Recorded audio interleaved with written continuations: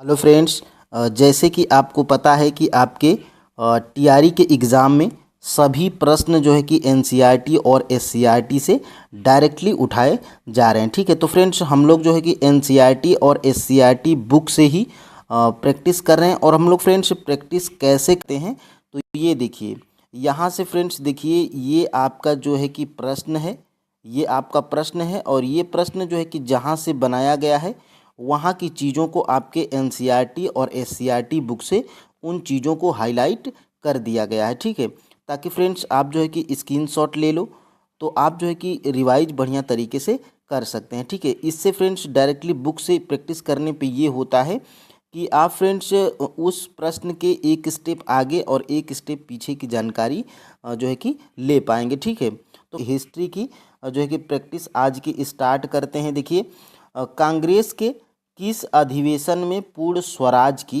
मांग की गई थी। देखिए, ये 6 to 8 में भी प्रश्न आपका पूछा गया था टीआरई 3.0 में। और ये सारी चीज़ें फ्रेंड्स आपके एनसीईआरटी और एससीईआरटी बुक में दी गई हैं। तो कांग्रेस के किस अधिवेशन में जो है कि पूर्ण स्वराज की मांग की गई थी।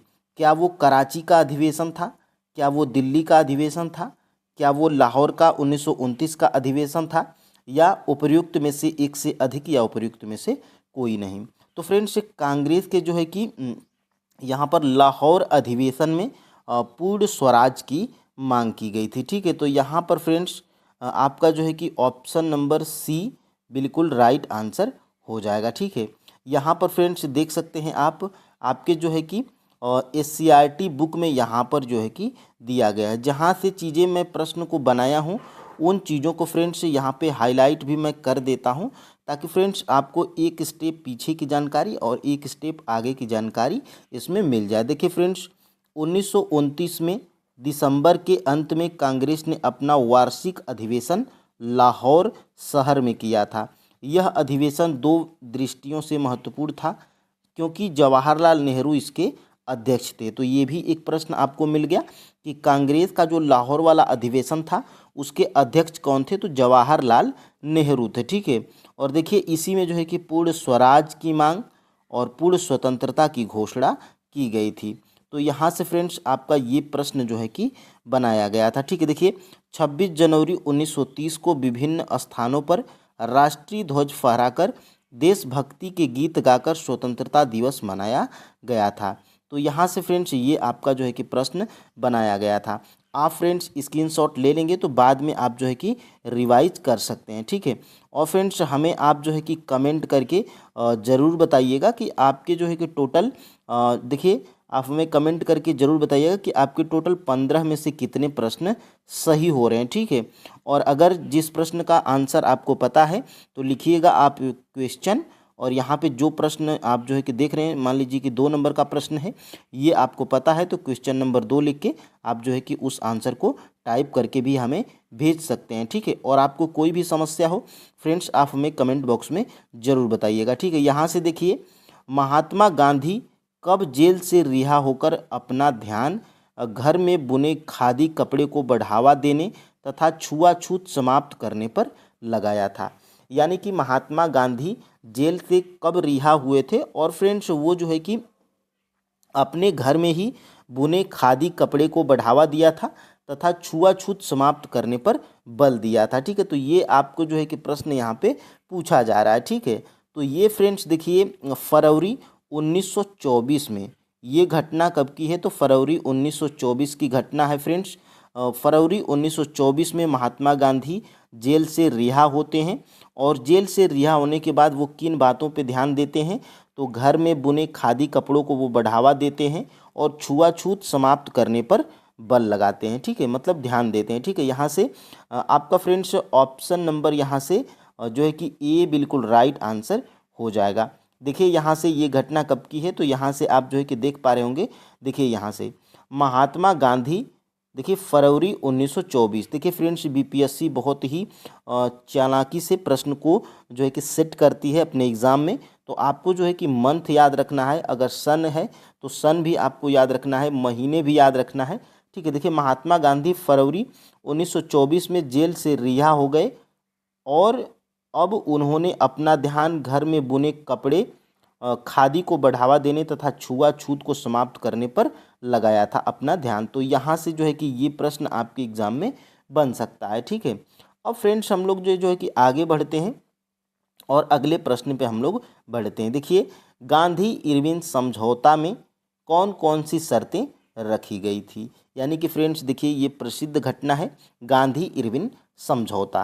तो गांधी इरविन समझौता जो हुआ था, ये फ्रेंड्स इसमें कौन कौन सी शर्तें रखी गई थी। ठीक है, गांधी जी के और इरविन के बीच में। ठीक है, क्या फ्रेंड्स सविनय अवज्ञा आंदोलन को वापस लेना था, या सारे कैदियों को रिहा करना था, या तटीय इलाकों में नमक उत्पादन की अनुमति देना था, या उपर्युक्त में से एक से अधिक, या उपर्युक्त में से कोई नहीं।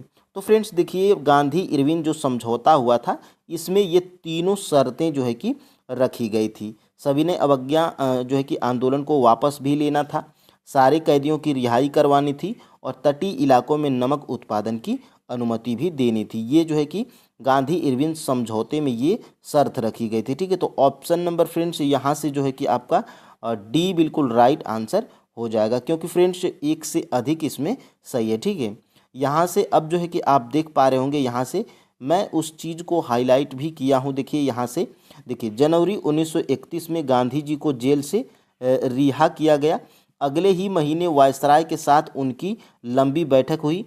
इन्हीं बैठकों के बाद देखिए गांधी इरविन समझौते पर सहमति बनी, जिसकी शर्तों में क्या था, सविनय अवज्ञा आंदोलन को वापस लेना था, और सारे कैदियों की रिहाई और तटीय इलाकों में नमक उत्पादन की अनुमति देना शामिल था। तो ये जो है कि गांधी इरविन समझौते में ये शर्तें रखी गई थी। ठीक है, यहाँ से ये प्रश्न जो है कि बन सकता है। और यहाँ से देखिए एक और प्रश्न आपके एग्जाम में बन सकता है कि दूसरा गोलमेज सम्मेलन कब हुआ था। तो दूसरा गोलमेज सम्मेलन फ्रेंड्स 1931 के आखिर में लंदन में आयोजित किया गया था। तो यहाँ से ये भी प्रश्न आपके एग्जाम में बन सकता है। ठीक है, यहाँ पर फ्रेंड्स अब हम लोग आगे बढ़ते हैं और देखते हैं 4 नंबर के प्रश्न को। देखिए यहाँ से अंग्रेजों भारत छोड़ो आंदोलन किस महीने में शुरू किया गया था। तो ऐसा बीपीएससी देखिए टीआरई 1 में भी प्रश्न पूछा था, जो कि सिर्फ महीना पूछा था। ठीक है, 1918 में जो है कि कौन था, कृषि चंपारण ऐसे एक्ट जो है उसको पूछा था कि किस महीने में हुआ था। तो ये प्रश्न भी बन सकता है कि अंग्रेजों भारत छोड़ो आंदोलन जो है कि किस महीने में शुरू किया गया था। यानी कि जो भारत छोड़ो आंदोलन था, ये फ्रेंड्स आपके जो है कि किस महीने में शुरू किया गया था, ये प्रश्न जो है कि यहाँ पे पूछा जा रहा है। ठीक है, तो देखिए क्या अगस्त महीने में, या सितंबर में, या दिसंबर में, या उपर्युक्त में से एक से अधिक, या उपर्युक्त में से कोई नहीं। तो फ्रेंड्स ये जो भारत छोड़ो आंदोलन था, ये आपका फ्रेंड्स अगस्त के महीने में 1942 में ये जो है कि शुरू किया गया था। ठीक है, तो ये आप जो है कि याद रखिएगा।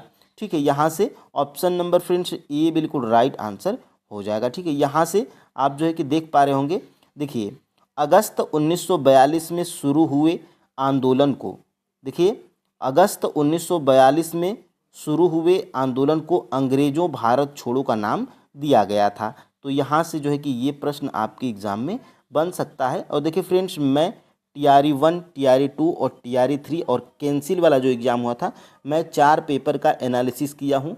सभी प्रश्न फ्रेंड्स आपके एनसीईआरटी और एससीईआरटी बुक से उठाए जा रहे हैं। ठीक है, directly line by line NCERT और एससीईआरटी से ही उठाए जा रहे हैं। अगर आपने उन एनालिसिस वीडियो को नहीं देखा है, तो मैं जो है कि subject wise TRE 1, TRE 2, TRE 3 के सभी जो है कि सब्जेक्ट का एनालिसिस करवाया हूँ, हिस्ट्री, जियोग्राफी और साइंस। तो उनको आप जो है कि देख सकते हैं।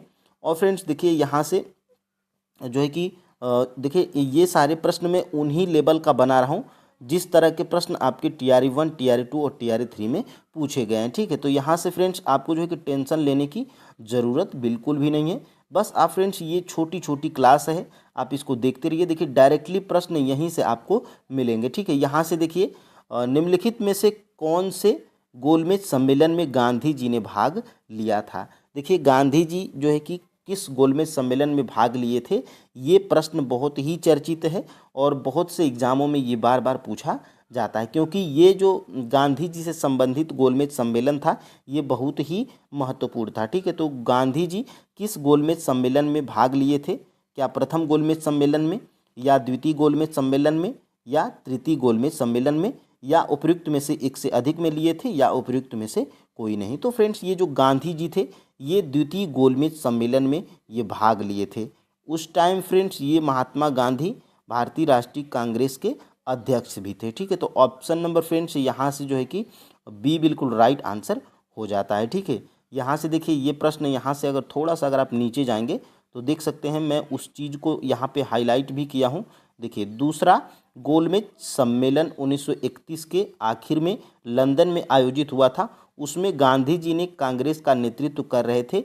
गांधी जी का कहना था कि उनकी पार्टी पूरे भारत का प्रतिनिधित्व करती है। तो यहाँ से ये प्रश्न आपके एग्ज़ाम में बन सकता है। देखिए फ्रेंड्स मैं जो है कि बुक को पढ़ता हूँ और फिर उसके बाद टाइपिंग भी करना पड़ता है, तो फ्रेंड्स इसमें जो है कि टाइम लग जाता है। आप जो है कि यकीन मानिए आपके जो है कि मैं जो है कि सारे प्रश्नों को कवर करवा दूंगा। ठीक है, और मैं बड़ी भी क्लास लूँगा। थोड़ा अभी मेरे पास जो है कि टाइम नहीं है फ्रेंड्स, क्योंकि हमें जो है कि ऑफलाइन कोचिंग में भी जाना पड़ता है, और हम देखिए अपना खुद का स्कूल है, मैं वहाँ पे स्कूल में भी तो रहता हूँ, तो थोड़ा टाइम बहुत फ्रेंड्स हमें कम मिलता है। इसलिए फ्रेंड्स ये जो है कि सीरीज मैं एक दिन का भी गैप इसलिए नहीं कर रहा हूँ ताकि फ्रेंड्स आपको ज़्यादा से ज़्यादा प्रश्न मिल सके। ठीक है, देखिए यहाँ से देखिए प्रश्न नंबर 6 हमारा क्या कह रहा है, निम्नलिखित में से कौन सी महिला सामाजिक कार्यकर्ता ने गांधी जी को समझाया कि वह अपने आंदोलनों को सिर्फ पुरुषों तक ही सीमित न रखें। ये देखिए ऐसे ही प्रश्न बीपीएससी अपने एग्जाम में पूछती है। ठीक है, तो वो कौन सी महिला सामाजिक कार्यकर्ता थी जिसने गांधी जी को समझाया था कि वह अपने आंदोलनों को सिर्फ पुरुषों तक ही सीमित न रखें। ठीक है, तो फ्रेंड्स वो आपकी जो है कि क्या कौन थी, अंबिका बानो थी, या सरला चट्टोपाध्याय थी, या कमला देवी चट्टोपाध्याय थी, या उपयुक्त में से एक से अधिक, या उपयुक्त में से कोई नहीं। तो फ्रेंड्स देखिए इसमें जो है कि कमला देवी चट्टोपाध्याय थी। इन्होंने कहा था महात्मा गांधी जी को कि वे अपने आंदोलन को, या आप अपने आंदोलनों को सिर्फ पुरुषों तक ही सीमित न रखें, उसमें महिलाओं की भी जो है कि समस्या को आप समझें। ठीक है, तो यहाँ से जो है कि आपका ऑप्शन नंबर फ्रेंड्स सी बिल्कुल राइट आंसर हो जाएगा। यहाँ से फ्रेंड्स देखिए यहाँ से देखिए ये प्रश्न आपका बनाया गया है। दूसरे यह पहले राष्ट्रवादी गतिविधि जिसमें औरतों ने बढ़ चढ़कर हिस्सा लिया था। देखिए समाजवादी कार्यकर्ता कमला देवी चट्टोपाध्याय ने गांधी जी को समझाया कि वे अपने आंदोलनों को पुरुषों तक ही सीमित न रखें।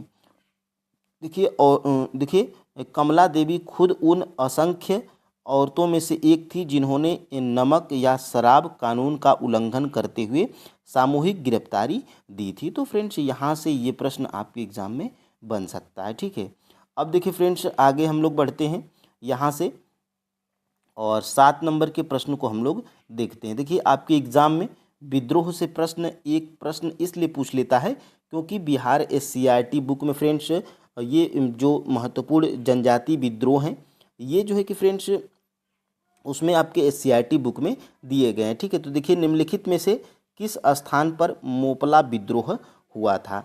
तो फ्रेंड्स मोपला विद्रोह किस स्थान पे हुआ था, तो मोपला विद्रोह फ्रेंड्स ये केरल के मालाबार तट पर हुआ था। ठीक है, तो ऑप्शन नंबर फ्रेंड्स यहाँ से जो है कि आपका ऑप्शन नंबर बी बिल्कुल राइट आंसर हो जाएगा। यहाँ से देख सकते हैं ये प्रश्न बनाया गया है। देखिए आधुनिक केरल राज्य के मालाबार तट पर भी किसानों का एक बड़ा विद्रोह हुआ था जिसे हम लोग क्या कहते हैं, मोपला विद्रोह कहते हैं। तो यहाँ से ये प्रश्न जो है कि आपके एग्जाम में बन सकता है। देखिए मोपला स्थानीय पट्टेदार और खेतिहर थे। ये जो है कि प्रश्न बन सकता है कि मोपला ये कौन थे, तो ये स्थानीय पट्टेदार थे और खेतिहर थे। तो यहाँ से प्रश्न आपके एग्जाम में बन सकता है।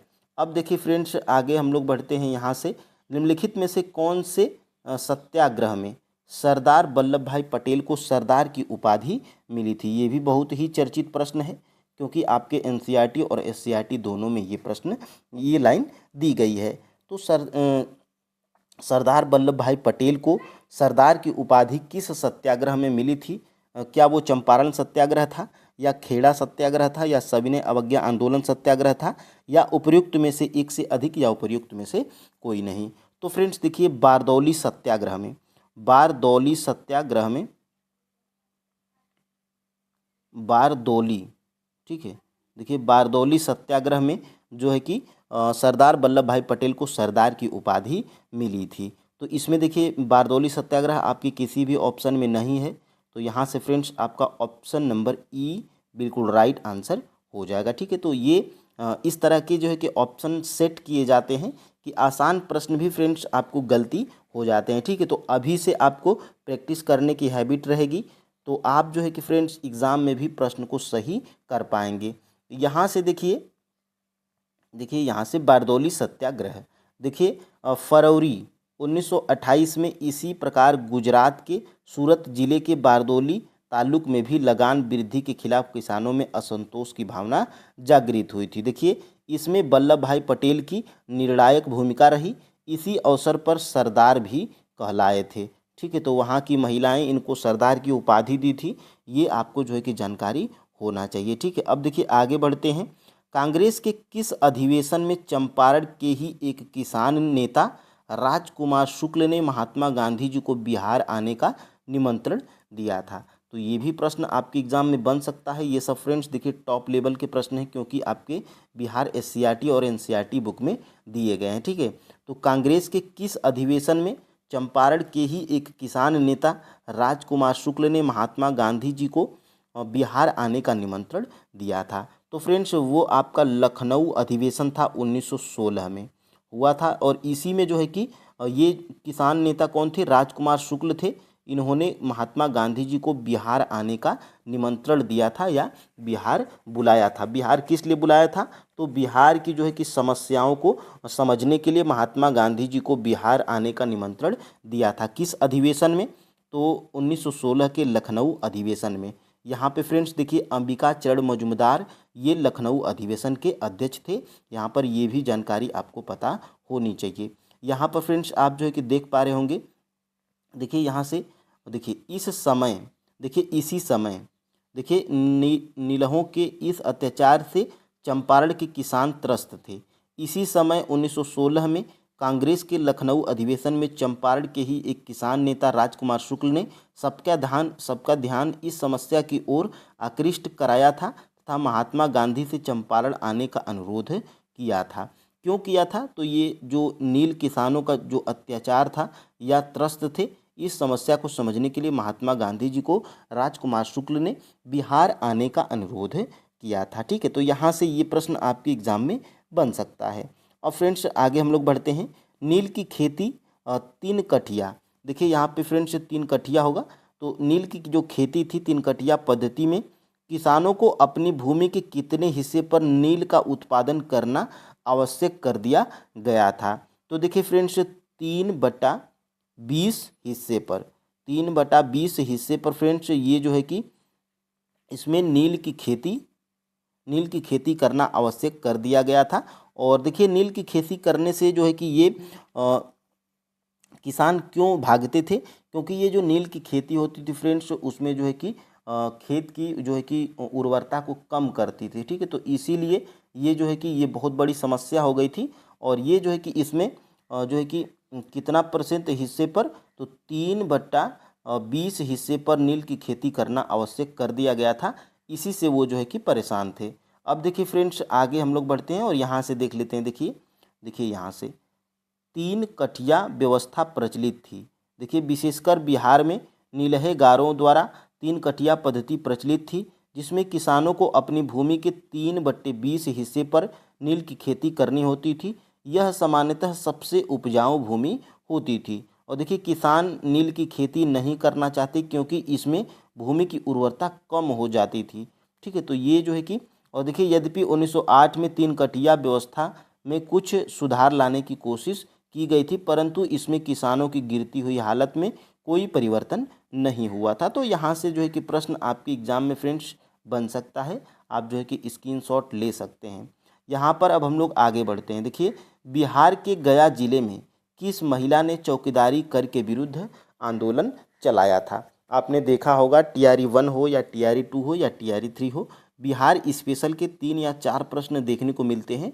और वो प्रश्न फ्रेंड्स आपको बिहार SCRT से ही मिलते हैं। देखिए हम लोग SCRT और NCRT दोनों से प्रैक्टिस सेट इसलिए कर रहे हैं क्योंकि फ्रेंड्स बिहार स्पेशल के जो प्रश्न हैं वो आपको एनसीईआरटी बुक में नहीं मिलते हैं। ठीक है, देखिए बिहार के गया जिले में किस महिला ने चौकीदारी कर के विरुद्ध आंदोलन चलाया था? क्या वो सरला देवी थी, क्या वो हसन इमाम थी, या चंद्रावती थी? ठीक है, तो यहाँ से फ्रेंड्स देखिए ये चंद्रावती देवी थी।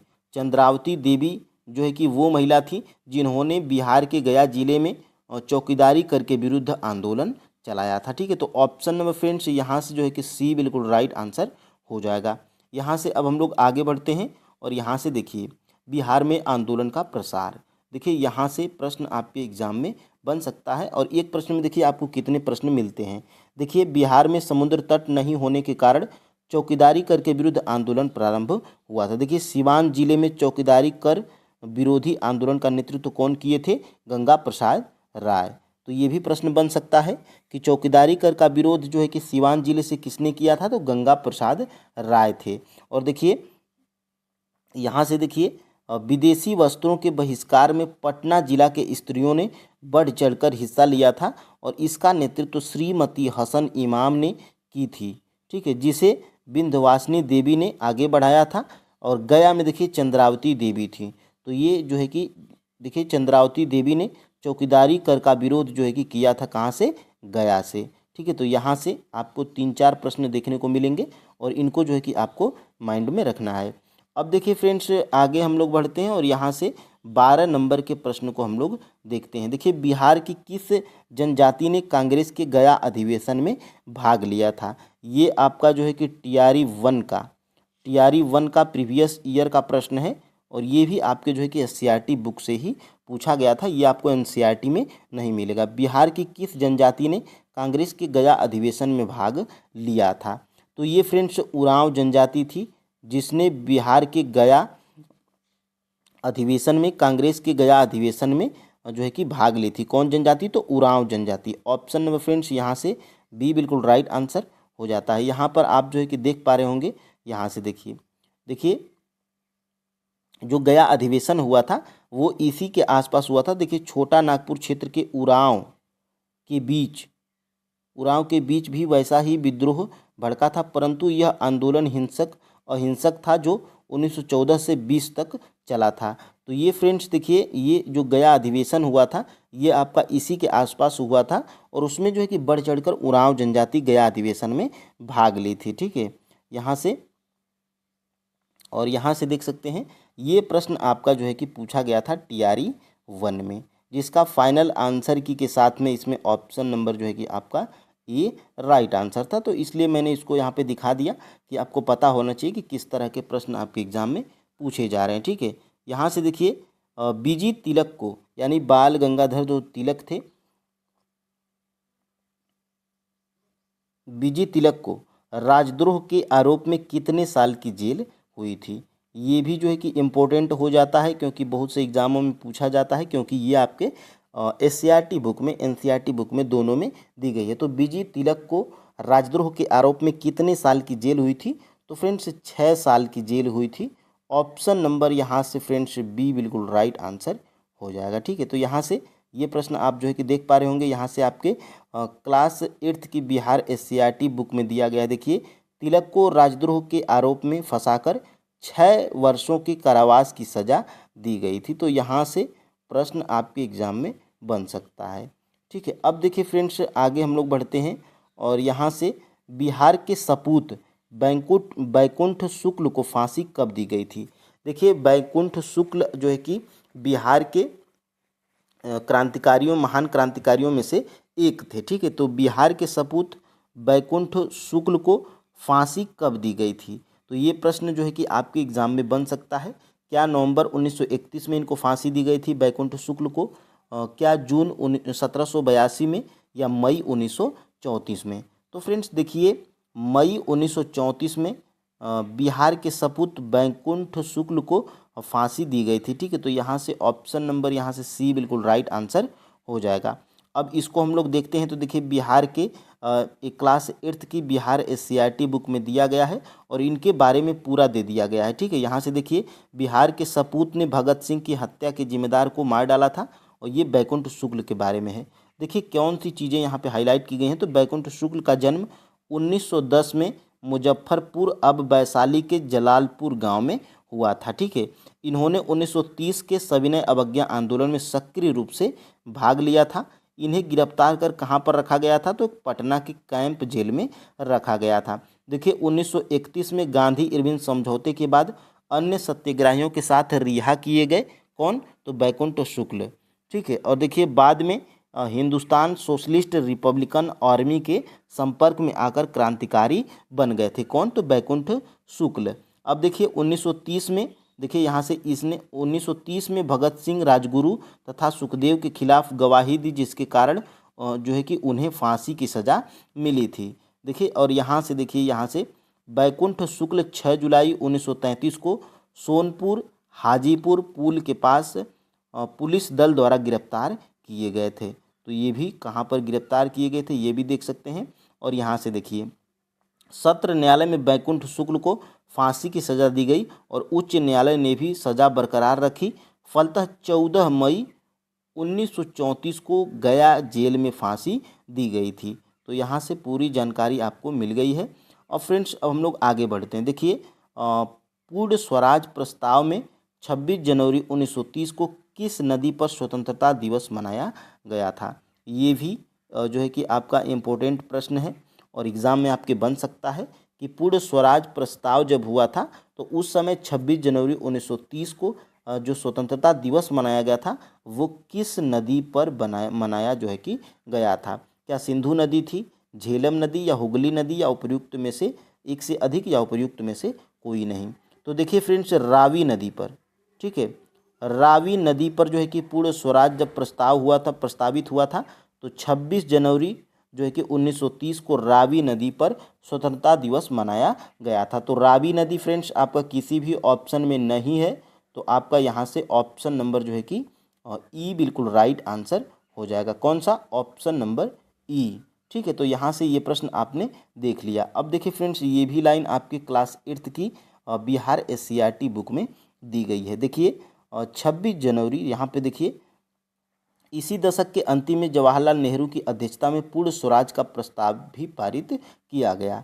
26 जनवरी 1930 को लाहौर में रावी नदी के तट पर स्वतंत्रता दिवस मनाया गया था। ठीक है, तो यहाँ से ये प्रश्न आपके एग्जाम में बन सकते हैं। देखिए यहाँ से नील की खेती के कारण जो है कि नील की खेती के कारण जो कठिनाई हो रही थी, उस समय के एक बंगाली नाटक नील दर्पण, याद रखिएगा फ्रेंड्स, नील दर्पण में अच्छे तरीके से दिखाया गया था।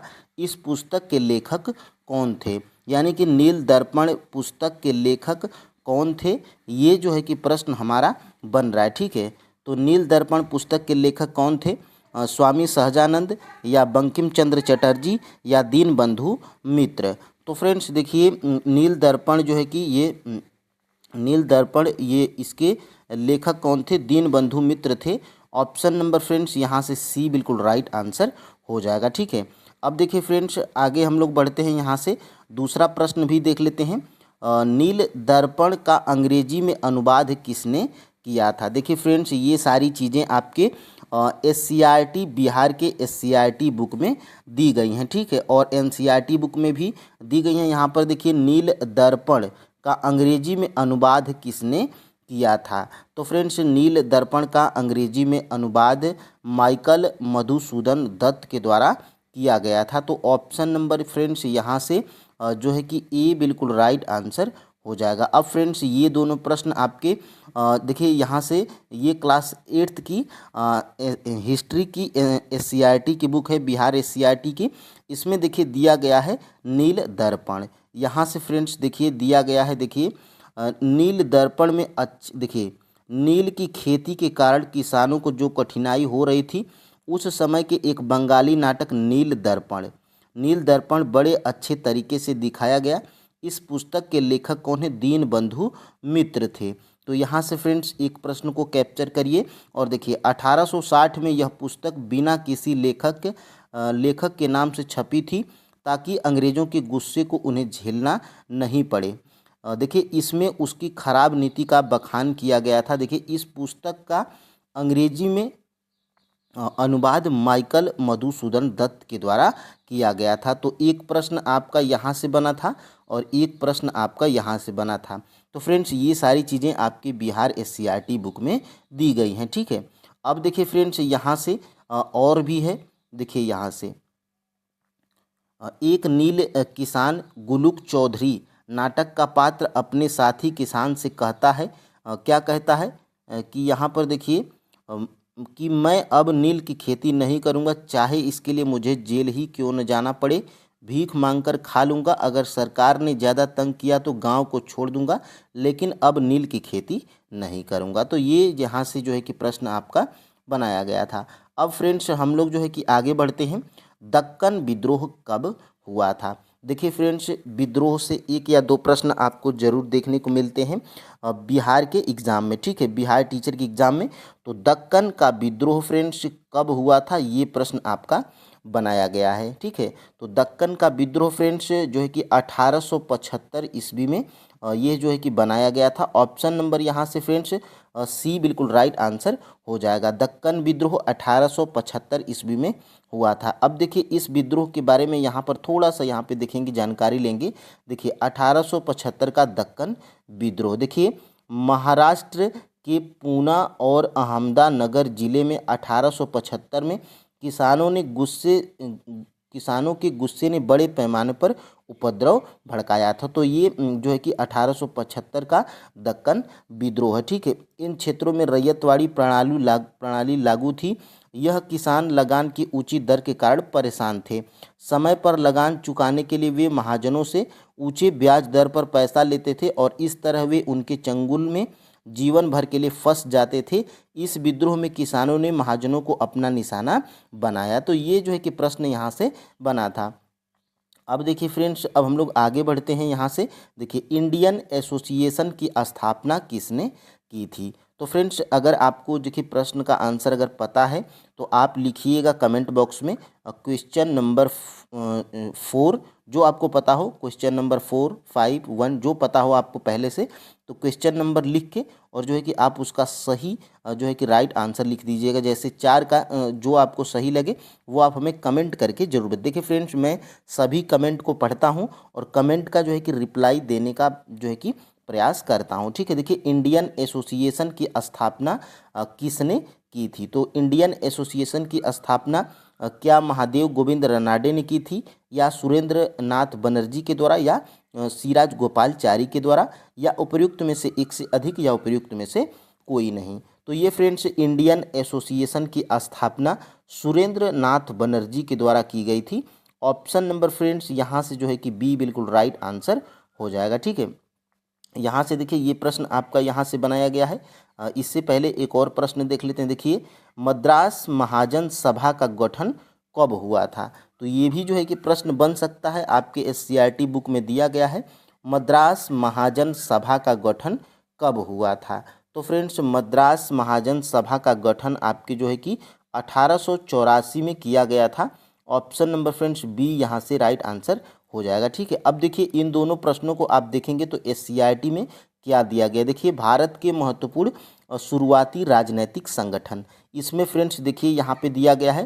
देखिए 1867 में पूना सार्वजनिक सभा की स्थापना महादेव गोविंद रनाडे ने किया था। और देखिए 1876 में इंडियन एसोसिएशन की स्थापना सुरेंद्र नाथ बनर्जी ये कलकत्ता में किया था, ठीक है। और देखिए यहाँ से 1878 में native press political association conference जो कि कलकत्ता में इसका गठन हुआ था, ठीक है। अब देखिए आगे हम लोग बढ़ते हैं।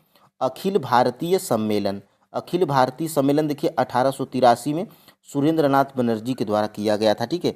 अब देखिए 1884 में मद्रास महाजन सभा का गठन, इसके अधिकांश सदस्य मध्य वर्ग लोग थे। देखिए 1885 में इलाहाबाद पीपुल्स एसोसिएशन और बम्बई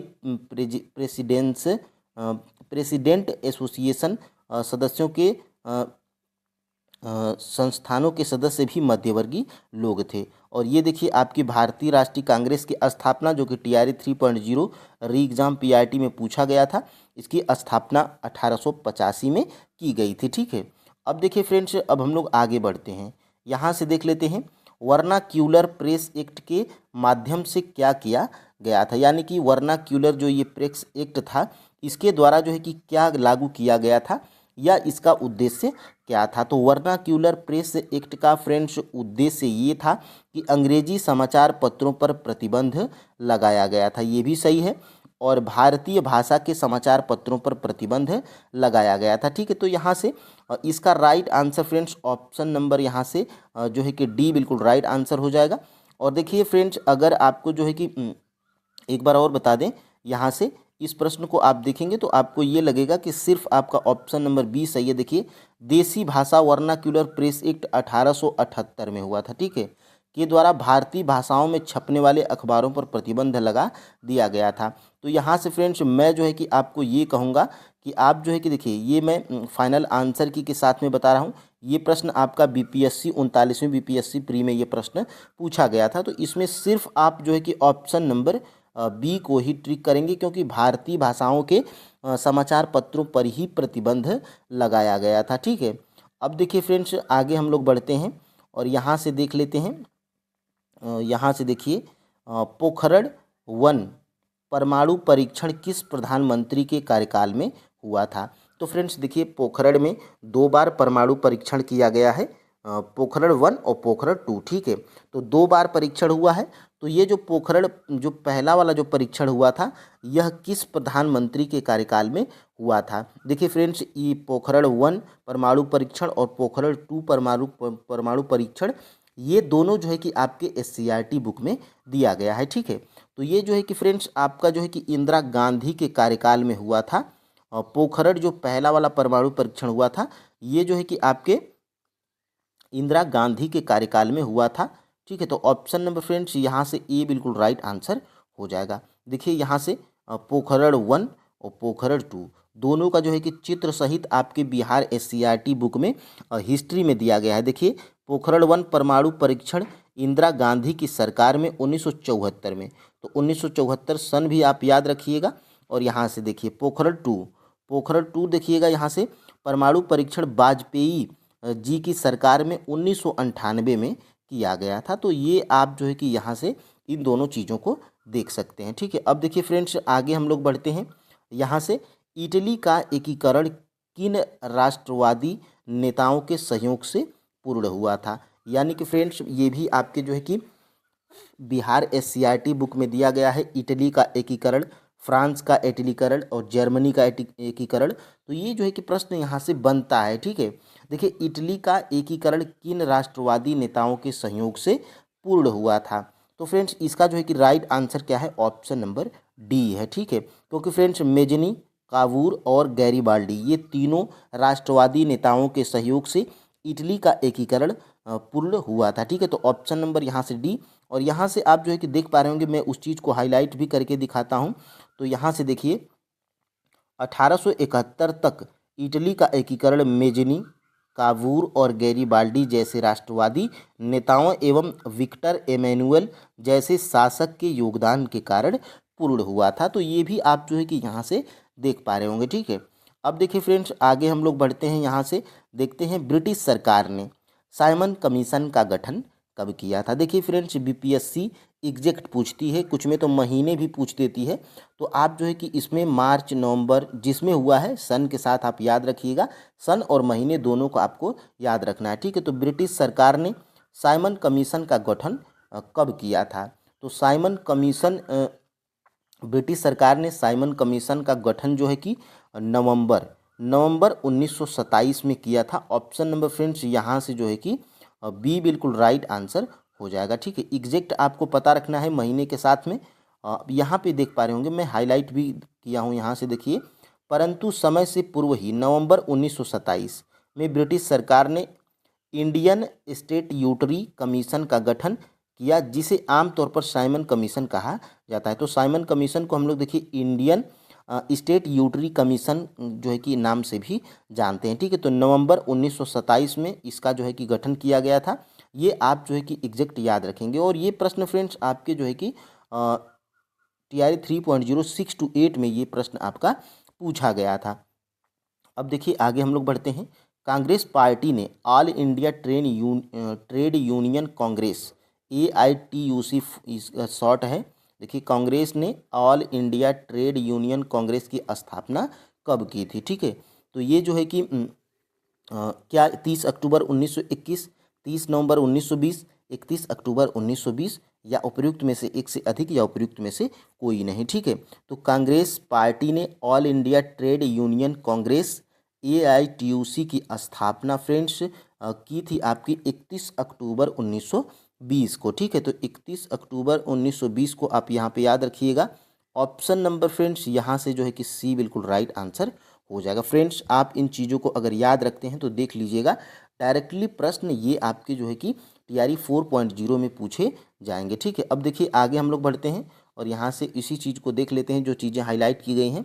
देखिए 31 अक्टूबर, देखिए फ्रेंड्स ये सारे प्रश्न जो हिस्ट्री के हम लोग आज कर रहे हैं बिहार SCRT की बुक क्लास 8th की SCRT से और क्लास 10th की SCRT से हम लोग हिस्ट्री की देख रहे हैं, ठीक है। देखिए 31 अक्टूबर 1920 को कांग्रेस पार्टी ने all India trade union Congress AITUC की स्थापना की थी। देखिए CR दास ने सुझाव दिया कि कांग्रेस द्वारा किसानों एवं श्रमिकों को राष्ट्रीय आंदोलन में सक्रिय रूप से शामिल किया जाए और इनकी मांगों का समर्थन किया जाए। तो यहाँ से फ्रेंड्स प्रश्न आपके एग्जाम में बन सकता है, ठीक है। अब देखिए फ्रेंड्स आगे हम लोग बढ़ते हैं, यहाँ से देखते हैं वेदों की ओर लौटो का नारा किसने दिया था।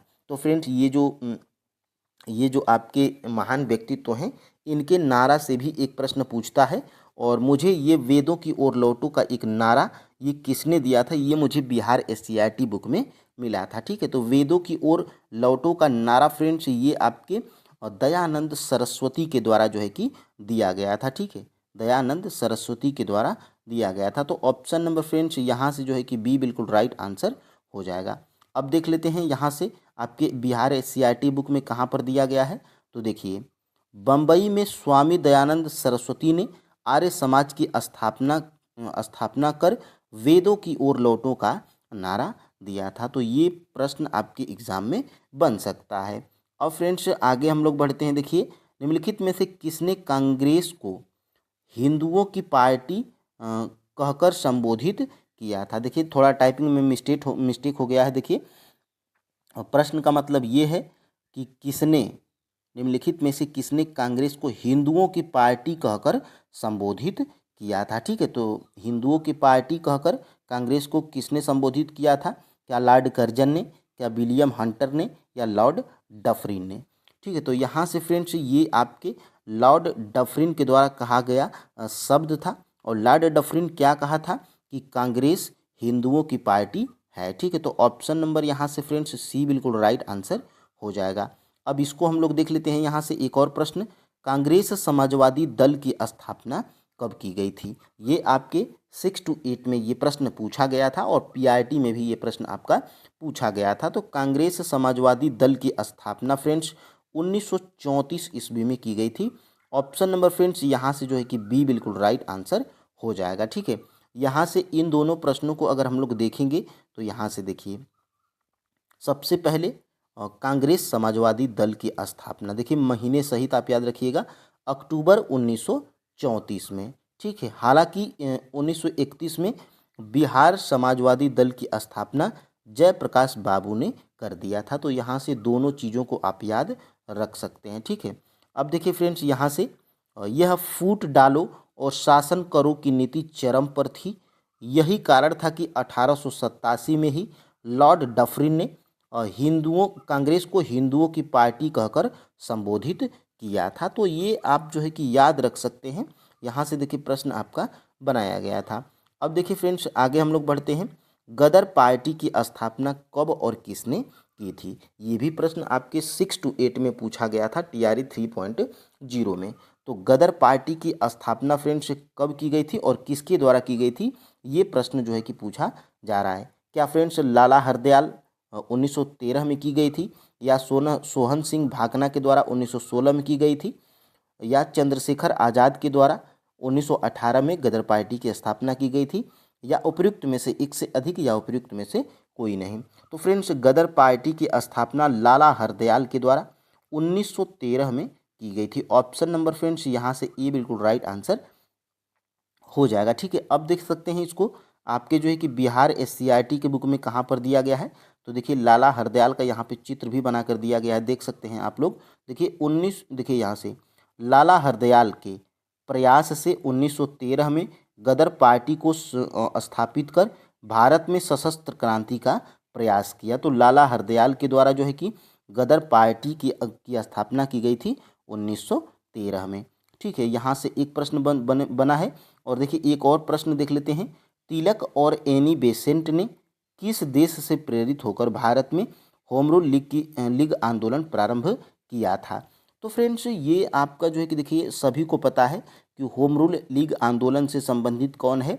तिलक और एनी बेसेंट। लेकिन फ्रेंड्स ये प्रश्न आपके एग्जाम में बन सकता है इस बार कि तिलक और एनी बेसेंट ने किस देश से प्रेरित होकर भारत में होम रूल लीग आंदोलन प्रारंभ किया था। ठीक है, तो ये फ्रेंड्स आपके जो है कि आयरलैंड से जो है कि आयरलैंड से प्रेरित होकर ये तिलक और एनी बेसेंट के द्वारा भारत में होम रूल लीग आंदोलन प्रारंभ किया गया था। तो ऑप्शन नंबर फ्रेंड्स यहाँ से ए बिल्कुल राइट आंसर हो जाएगा। ठीक है, और देख सकते हैं आप लोग यहाँ से थोड़ा सा अगर आप ऊपर जाएंगे तो मैं एक और चीज़ यहाँ पे हाईलाइट किया था, देख सकते हैं। देखिए 1915 और 17 के बीच एनी बेसेंट और तिलक ने आयरलैंड से प्रेरित होकर भारत में होम रूल लीग आंदोलन आरंभ किया था। तो एक प्रश्न आपका यहाँ से और एक प्रश्न आपका यहाँ से देखिए निम्नलिखित में से कौन सा अंतरिम सरकार का सदस्य नहीं है?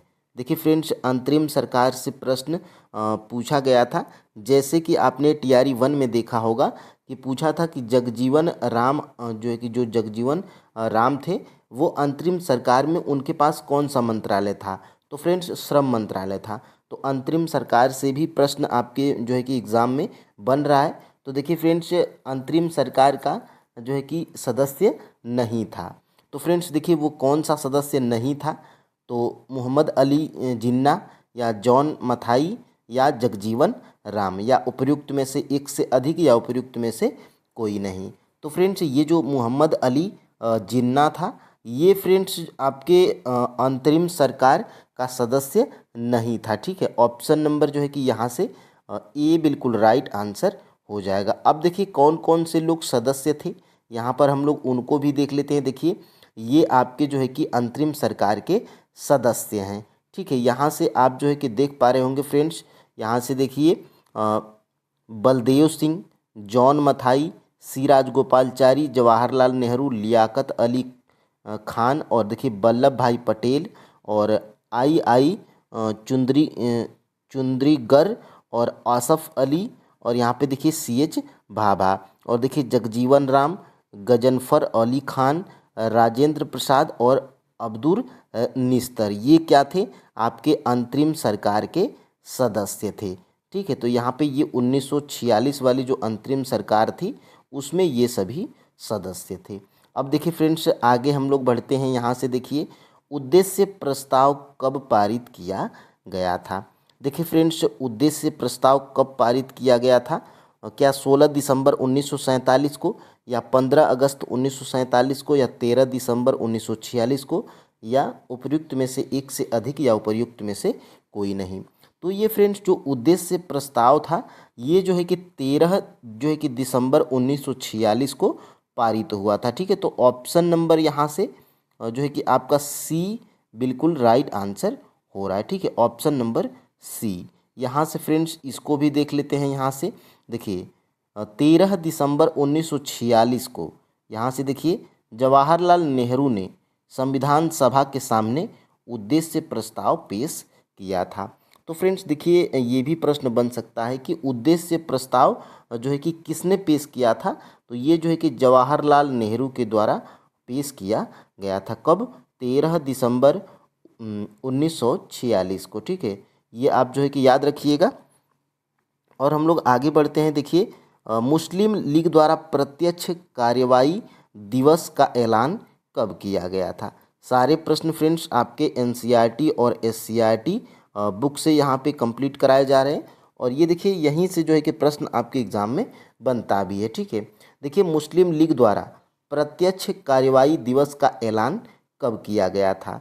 तो क्या 16 दिसंबर 1947 को या 16 अगस्त 1946 को या 13 दिसंबर 1946 को। ठीक है, तो फ्रेंड्स मुस्लिम लीग द्वारा प्रत्यक्ष कार्यवाही दिवस का ऐलान ये जो है कि 16 अगस्त 1946 को ये क्या हुआ था, ऐलान किया गया था मुस्लिम लीग द्वारा प्रत्यक्ष कार्यवाही दिवस। तो यहाँ से आप जो है कि देख सकते हैं ऑप्शन नंबर फ्रेंड्स यहाँ से बी बिल्कुल राइट आंसर हो जाएगा। ठीक है, कौन सा, ऑप्शन नंबर बी। यहाँ से देखिए अब हम लोग आगे बढ़ते हैं और यहाँ से देखिए मुस्लिम लीग संविधान सभा को भंग करने की मांग कब करती है। यानी कि फ्रेंड्स ये जो मुस्लिम लीग थी ये संविधान सभा को भंग करने की मांग कब किए थे। ठीक है, तो फ्रेंड्स क्या 27 दिसंबर 1946, 29 जनवरी 1947 या 13 दिसंबर 1946 या उपर्युक्त में से एक से अधिक या उपर्युक्त में से कोई नहीं। तो फ्रेंड्स ये जो मुस्लिम लीग था ये संविधान सभा को भंग करने की मांग ये 29 जनवरी 1947 को किया था। ठीक है, तो ऑप्शन नंबर फ्रेंड्स यहाँ से जो है कि बी बिल्कुल राइट आंसर हो जाएगा। कौन सा, ऑप्शन नंबर बी। यहाँ से फ्रेंड्स आगे हम लोग देखते हैं इस प्रश्न को।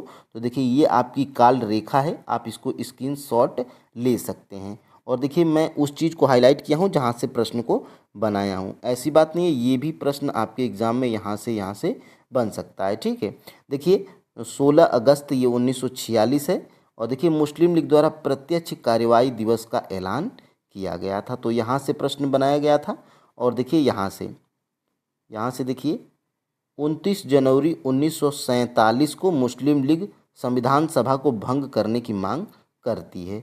तो यहाँ से फ्रेंड्स ये प्रश्न बनाया गया था और देखिए संविधान पर हस्ताक्षर कब हुआ था, तो दिसंबर 1949 में। और यहाँ से देखिए फ्रेंड्स यहाँ से जिन्ना को पाकिस्तान की संविधान सभा का अध्यक्ष निर्वाचित किया जाता है कब, तो 11 अगस्त 1947 को। तो ये सभी जो इम्पोर्टेंट फैक्ट हैं वो आपके SCERT बुक में दिए गए हैं। देखिए फ्रेंड्स अंतरिम सरकार 1946 में रेल मंत्रालय का कार्यभार कौन देखता था। यानी कि जो अंतरिम सरकार थी 1946 वाली जवाहरलाल नेहरू वाली, तो उसमें फ्रेंड्स रेल मंत्री कौन थे या रेल मंत्रालय किनके पास था, ये प्रश्न जो है कि पूछा जा रहा है। क्या फ्रेंड्स बलदेव सिंह थे या CH भाभा थे या जॉन मथाई थे या उपर्युक्त में से एक से अधिक या उपर्युक्त में से कोई नहीं। तो फ्रेंड्स ये जो अंतरिम सरकार 1946 की थी इसमें रेल मंत्री कौन थे, आसफ अली थे। यहाँ से देखिए कौन थे, तो आसफ अली थे। ठीक है, आसफ अली फ्रेंड्स आपका किसी भी ऑप्शन में नहीं है, तो यहाँ से आपका उपर्युक्त में से कोई नहीं आपका राइट आंसर हो जाएगा, ऑप्शन नंबर ई। ठीक है, तो यहाँ से इसको आप जो है कि देख लीजिएगा। अब फ्रेंड्स हम लोग आगे बढ़ते हैं।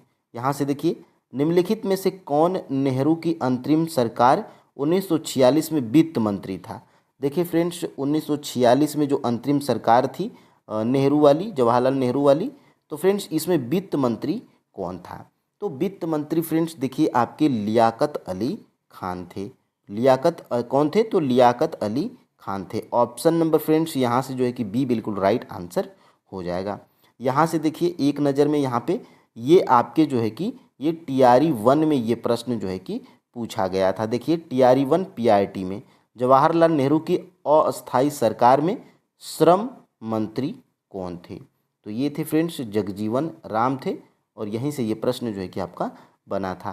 तो यहाँ से देखिए अंतरिम सरकार में किसके पास कौन मंत्रालय था, यहाँ पे आप जो है कि देख पा रहे होंगे। जैसे जवाहरलाल नेहरू के पास कार्यकारी परिषद के उपाध्यक्ष, विदेशी मामले तथा राष्ट्रमंडल, वल्लभ भाई पटेल के पास गृह मंत्रालय, सूचना तथा प्रसारण मंत्रालय, बलदेव के साथ देखिए रक्षा मंत्रालय, जॉन मथाई उद्योग तथा आपूर्ति, C राजगोपालचारी शिक्षा मंत्री थे 1946 की जो अंतरिम सरकार थी। और देखिए राजेंद्र प्रसाद के पास कौन था, तो खाद्य एवं कृषि था। आसफ अली के पास देखिए रेलवे विभाग था। जगजीवन के राम के पास देखिए श्रम मंत्रालय था। और यहाँ से देखिए मुस्लिम सदस्य की बात करेंगे तो ये लियाकत अली जो थे ये आपके कौन से वित्त मंत्रालय इनके पास में था। तो ये आप स्क्रीनशॉट ले सकते हैं, यहाँ से प्रश्न बना है और बन भी सकता है। आगे देखते हैं फ्रेंड्स हम लोग यहाँ से निम्नलिखित में से कौन से पत्र का संपादन महात्मा गांधी ने नहीं किया था। यानी कि फ्रेंड्स इसमें से जो है कि किस पत्र का संपादन महात्मा गांधी जी के द्वारा नहीं किया गया था। यानी कि फ्रेंड्स देखिए, ये यंग इंडिया है, तो इसके द्वारा जो है कि महात्मा गांधी, यंग इंडिया का संपादन कौन किए थे, तो महात्मा गांधी किए थे। और हरिजन हरिजन नामक ये जो पत्र है, ये भी इसका जो है कि संपादन महात्मा गांधी किए थे। लेकिन फ्रेंड्स ये जो इंडिया डिवाइडेड पुस्तक है, इसके संपादक महात्मा गांधी नहीं किए थे। कौन किए थे ये भी आप जान लीजिए, तो डॉक्टर राजेंद्र प्रसाद थे। ठीक है, डॉक्टर राजेंद्र प्रसाद थे। ठीक है, तो ये आप जो है कि याद रखिएगा। और यहाँ से आपका राइट आंसर क्या हो जाएगा, ऑप्शन नंबर सी बिल्कुल राइट आंसर हो जाएगा। ठीक है, और ये इन दोनों के संपादनकर्ता कौन थे, तो इन दोनों के जो है कि संपादनकर्ता फ्रेंड्स कौन थे, गांधी जी थे। तो ये आप जो है कि यहाँ से लिख लेंगे। ठीक है, कौन थे, गांधी जी। और यहाँ से देखिए, आप इसको स्क्रीनशॉट नहीं लेते हैं तो आप जो है कि इसको स्क्रीनशॉट ले सकते हैं। देखिए, महात्मा गांधी न केवल कुशल राजनीतिज्ञ ही थे बल्कि महान पत्रकार भी थे।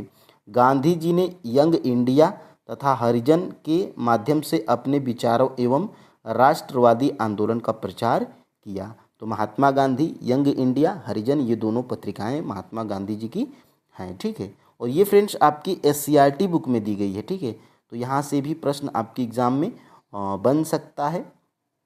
और यहाँ से देखिए आगे हम लोग बढ़ते हैं, यहाँ से देख लेते हैं। और सोम प्रकाश का प्रकाशन साप्ताहिक के रूप में बंगाली भाषा में किसने किया था। यानी ये जो सोम प्रकाश है, सोम प्रकाश जो पत्रिका है, साप्ताहिक पत्रिका थी, इसका प्रकाशन जो है कि साप्ताहिक के रूप में बंगाली भाषा में किसने किया था। ठीक है, तो फ्रेंड्स यहाँ से इसके जो है कि सोम प्रकाश का जो है कि प्रकाशन साप्ताहिक के रूप में बंगाली भाषा में ईश्वर चंद्र विद्यासागर के द्वारा किया गया था। ठीक है, तो ऑप्शन नंबर फ्रेंड्स यहाँ से सी बिल्कुल राइट आंसर हो जाएगा। सोम प्रकाश पत्रिका का संपादन या प्रकाशन जो है कि कौन किए थे, तो ईश्वर चंद्र विद्यासागर किए थे। तो यहाँ से आप जो है कि इसको देख सकते हैं। ठीक है, आगे हम लोग बढ़ते हैं और इसको जो है कि यहाँ से हम लोग देखते हैं, अंग्रेजों द्वारा संपादित टाइम्स ऑफ इंडिया कब संपादित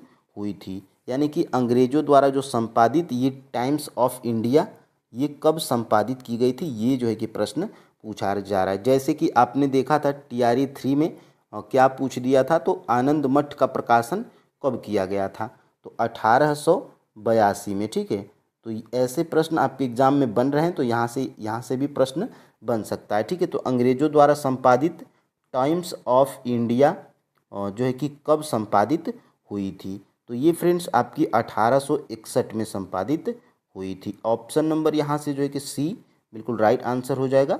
और यहाँ से आगे हम लोग देखते हैं, तो देखिए ये जिसमें टाइम्स ऑफ इंडिया देखिए 1861 में, और स्टेट्समैन की बात करेंगे तो 1875 में, इंग्लिश मैन जो है कि बात करेंगे तो देखिए मद्रास मेल की बात करेंगे तो पायनियर 1865 में।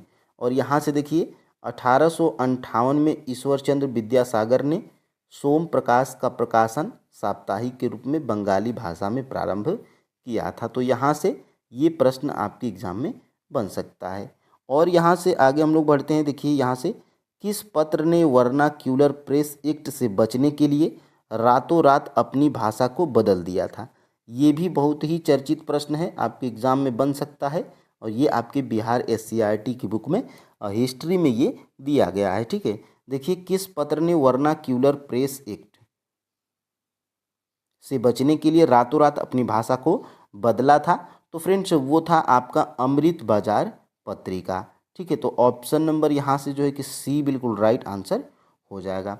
ठीक है, 10 का जो है कि राइट आंसर क्या है, ऑप्शन नंबर सी अमृत बाजार पत्रिका। ठीक है, यहाँ से इसको भी हम लोग देखते हैं। यहाँ से देखिए अमृत बाजार पत्रिका का प्रेस के इतिहास में महत्वपूर्ण कथन है। देखिए 1878 में लीटन के वर्नाक्यूलर प्रेस एक्ट से बचने के लिए यह रातों रात अंग्रेजी में प्रकाशित होने लगा था। ठीक है, तो ये जो है कि फ्रेंड्स पहले ये बंगाली भाषा में जो है कि प्रकाशित होता था, अंग्रेजी और बांग्ला दोनों में। लेकिन जब ये 1878 का ये लीटन के द्वारा वर्नाक्यूलर प्रेस एक्ट आया था, तो इससे ये बचने के लिए क्या किया था, ये रातों रात सिर्फ अंग्रेजी में प्रकाशित होने लगा था। तो यहाँ से प्रश्न आपके एग्जाम में बन सकता है, ठीक है। अब देखिए यहाँ से आगे बढ़ते हैं हम लोग। यहाँ से देखिए, निम्नलिखित में से किसने अंग्रेजी में कॉमरेड तथा उर्दू में हमदर्द का प्रकाशन किया था? ये भी महत्वपूर्ण प्रश्न है। अंग्रेजी में कॉमरेड तथा उर्दू में हमदर्द का प्रकाशन किसने किया था? ठीक है, क्या सचिंद्र सान्याल या मोहम्मद अली या मोहम्मद इकबाल या उपयुक्त में से एक से अधिक या उपयुक्त में से कोई नहीं? तो ये फ्रेंड्स अंग्रेजी में कॉमरेड, उर्दू में हमदर्द का जो है कि प्रकाशन ये मोहम्मद अली के द्वारा किया गया था। ऑप्शन नंबर फ्रेंड्स यहाँ से जो है कि बी बिल्कुल राइट आंसर हो जाएगा, ठीक है। यहाँ से आगे हम लोग बढ़ेंगे और इसी चीज़ को हम लोग देखेंगे। यहाँ पे देखिए एम एन राय ने अंग्रेजी साप्ताहिक इंडिपेंडेंट, ये भी आप याद रखिएगा, 1930 में और एस सदानंद के संपादन में द फ्री प्रेस जनरल को शुरू किया गया। और यहाँ से देखिए मौलाना आज़ाद के संपादन में अल हिलाल, ठीक है, और अल बिलाग ये भी है। और यहाँ से देखिए मोहम्मद अली ने अंग्रेजी में कॉमरेड और उर्दू में हमदर्द का प्रकाशन किया था। तो यहाँ से फ्रेंड्स प्रश्न जो है कि बन सकता है। और यहाँ से देखिए 1913 में गदर का प्रकाशन ये लाला हरदयाल के द्वारा किया गया था, ये आपने कल ही देख लिया था, ठीक है। अब देखिए फ्रेंड्स आगे हम लोग बढ़ते हैं और यहाँ से देखते हैं अगला प्रश्न, किसने कहा मुद्रण ईश्वर की दी हुई महानतम देन है, सबसे बड़ा तोहफा? ठीक है, यानी कि ये कथन किसका है? तो देखिए फ्रेंड्स ये भी महत्वपूर्ण प्रश्न है। बीपीएससी में 2 या 3 बार ये प्रश्न जो है कि पूछा जा चुका है। देखिए मुद्रण ईश्वर की दी हुई महानतम देन है या सबसे बड़ा तोहफा है, ये जो है कि किसने कहा था? ठीक है, तो ये फ्रेंड्स आपके ये मार्टिन लूथर के द्वारा कहा गया था। ये कथन क्या कहा गया था कि मुद्रण ईश्वर की दी हुई महानतम देन है, सबसे बड़ा तोहफा है। ठीक है, तो यहाँ से फ्रेंड्स ऑप्शन नंबर ए बिल्कुल राइट आंसर हो जाएगा। और यहाँ से देख सकते हैं ये आपके जो है कि बिहार SCRT में दिया गया है। ठीक है, देखिए यहाँ से मार्टिन लूथर, देखिए लूथर द्वारा न्यूटे स्टेटमेंट के अनुवाद की हजारों प्रतियां हफ्ते भर बिक गई। 3 महीने के अंदर दूसरा संस्करण निकालना पड़ा और प्रिंट के प्रति कृतज्ञ लूथर ने कहा, देखिए मुद्रण ईश्वर की दी हुई महानतम देन है, सबसे बड़ा तोहफा है। इस तरह छपाई से नए बौद्धिक माहौल का निर्माण हुआ। तो यहाँ से फ्रेंड्स ये प्रश्न आपका बनाया गया था। अब देखिए आगे हम लोग बढ़ते हैं, गिरमिटिया मजदूर बिहार के किस क्षेत्र से भेजे जाते थे? अब बात करेंगे कि ये गिरमिटिया मजदूर होता क्या है। तो इसका जिक्र फ्रेंड्स आपके बिहार SCRT हिस्ट्री की बुक में किया गया है। तो यानी कि ये गिरमिटिया जो मजदूर थे ये बिहार के किस क्षेत्र से भेजे जाते थे? तो फ्रेंड्स ये जो है कि आपके दक्षिणी क्षेत्र से, ये आपके जो है कि यहाँ पे दक्षिणी पूर्वी नहीं होगा, दक्षिणी भी नहीं होगा, देखिए पश्चिमी क्षेत्र से भेजे जाते थे। ऑप्शन नंबर फ्रेंड्स यहाँ से जो है कि सी बिल्कुल राइट आंसर हो जाएगा। तो फ्रेंड्स ये जो गिरमिटिया मजदूर थे ये बिहार के जो है कि पश्चिम क्षेत्र से भेजे जाते थे। और देखिए यहाँ से आपके बिहार SCRT बुक में कहाँ पर दिया गया है? तो देखिए ये आपका जो है कि घेर करके यहाँ पे दिया गया है। देखिए यहाँ से देखिए गिरमिटिया मजदूर, गिरमिटिया मजदूर देखिए ये देखिए भारत के भोजपुर भाषी क्षेत्रों से, जैसे पूर्वी उत्तर प्रदेश और पश्चिमी बिहार, पश्चिम बिहार, पंजाब, हरियाणा से गन्ना की खेती के लिए जमैका, फिजी, त्रिनिदाद एवं टोबैगो, मॉरिशस आदि देशों में ले जाया गया। तो यहाँ से प्रश्न आपके एग्जाम में बन सकता है। अब देखिए आगे हम लोग बढ़ते हैं और राष्ट्रीय सेवक संघ की स्थापना कब और किसने की थी?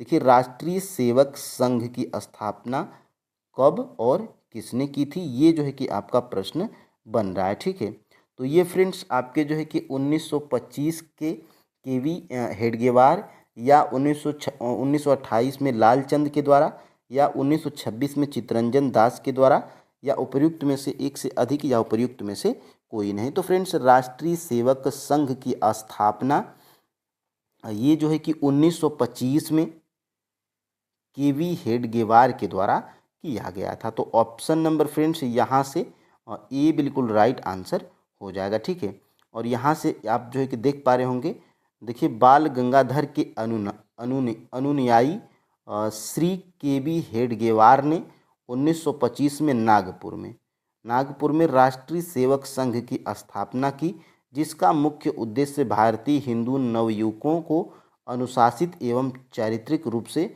मजबूत कर राष्ट्र का निर्माण करना था।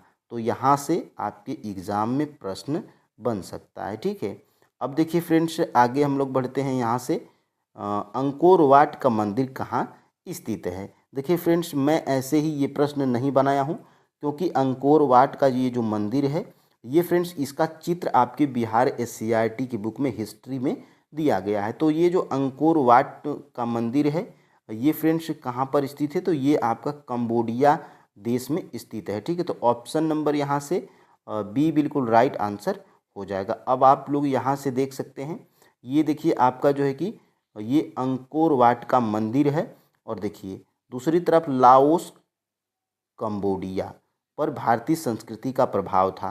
तो ये अंकोर वाट का मंदिर फ्रेंड्स आपके लाओस कंबोडिया में है, ये आप यहाँ पे देख सकते हैं। ठीक है, तो ये प्रश्न आपके यहाँ से देखिए, बिहार के किस जिले में खुदा बख्श ओरिएंटल लाइब्रेरी है, जिसमें अरबी तथा फारसी में लिखी ज्ञान विज्ञान संबंधी पुस्तकें हैं। यानी कि ये जो खान बख्श ओरिएंटल लाइब्रेरी है, ये जो है कि बिहार के किस ज़िले में स्थित है।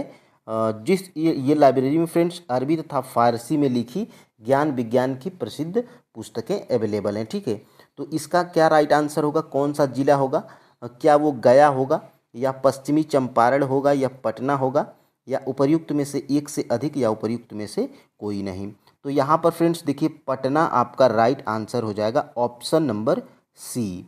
ठीक है, देखिए पटना में जो है कि क्या स्थित है, तो खुदा बख्श ओरिएंटल लाइब्रेरी ये आपके पटना, बिहार के पटना जो है कि ज़िले में स्थित है। ठीक है, इस जो है कि बुक की खास बात ये है कि अरबी तथा फारसी में लिखी जाती हैं, और ज्ञान विज्ञान की जो है कि संबंधित पुस्तकें हैं इस लाइब्रेरी में। ठीक है, यहाँ पर देखिए ये प्रश्न कहाँ से बनाया गया है, तो देखिए बिहार की SCERT बुक हिस्ट्री से यहाँ पर देखिए ये चीज़ें दी गई हैं। देखिए आधुनिक पटना स्थित खुदा बख्श ओरिएंटल लाइब्रेरी मध्यकालीन भारतीय इतिहास को जानने एवं समझने के प्रमुख स्रोतों का केंद्र है।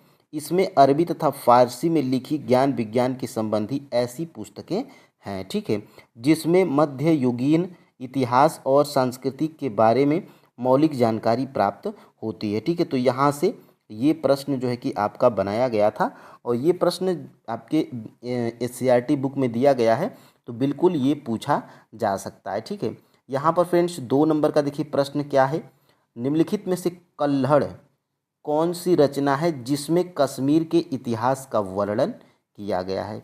यानी कि ये जो कल्हड़ है, ये कौन सी या किसकी जो है कि कल्हड़ की कौन सी ये कल्हड़ है, और इनकी कौन सी रचना है जिसमें जो है कि कश्मीर के इतिहास का वर्णन किया गया है। ठीक है, तो कल्हड़ की वो जो है कि आपकी फ्रेंड्स राज तरंगिणी, ये राज तरंगिणी में फ्रेंड्स कल्हड़ ने कश्मीर के इतिहास का वर्णन किया है। ठीक है, तो ऑप्शन नंबर फ्रेंड्स यहाँ से आपका बी बिल्कुल राइट आंसर हो जाएगा। ठीक है, यहाँ से आगे हम लोग बढ़ते हैं और इसको देख लेते हैं। यहाँ से देखिए थोड़ा सा अगर आप नीचे जाएंगे उसी पेज पे, तो देखिए यहाँ से कल्हड़ की राज तरंगिणी इस काल की पहली ऐतिहासिक रचना है जिसमें कश्मीर के इतिहास का वर्णन है। देखिए अलबरूनी की पुस्तक क्या है, तो तहकीक ए हिंद है। ठीक है, जिसे तारीख उल हिंद के नाम से भी जानते हैं।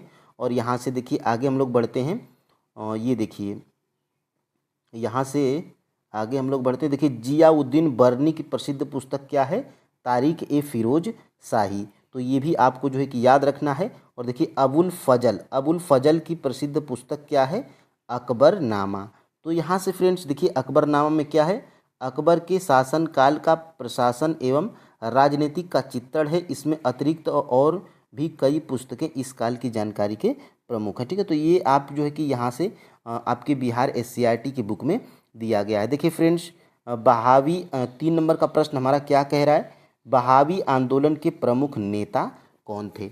देखिए TRE 3.0 में एक प्रश्न आपका पूछा था PRT में कि बहावियों का मुख्य जो बहावी आंदोलन हुआ था उसका मुख्य केंद्र कहाँ था, ठीक है। तो पटना में था, ये प्रश्न पूछा गया है। लेकिन आपके जो है कि इससे आगे पीछे पूछ सकता है। तो यहाँ पे देखिए बहावी आंदोलन के प्रमुख नेता कौन कौन थे, ठीक है।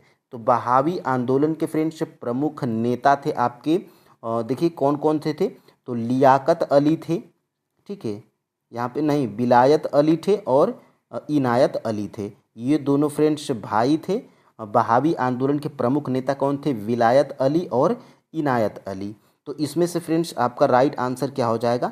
उपर्युक्त में से एक से अधिक आपका राइट आंसर हो जाएगा ऑप्शन नंबर डी, ठीक है। तो ये फ्रेंड्स आपको जानकारी होना चाहिए। और देखिए ये यहाँ से दिया गया, देखिए 1857 का विद्रोह और बिहार। तो फ्रेंड्स देखिए 1857 की क्रांति से एक या दो प्रश्न आपके टीआरई 1 में, टीआरई 2 में, टीआरई 3 में, तीनों एग्जाम में पूछे गए हैं। तो ये आपके लिए महत्वपूर्ण है, ठीक है। देखिए कुंवर सिंह आरा के पास जगदीशपुर के जमींदार थे, यानी कि 1857 की क्रांति से जो है कि बिहार से कौन नेतृत्व किए थे?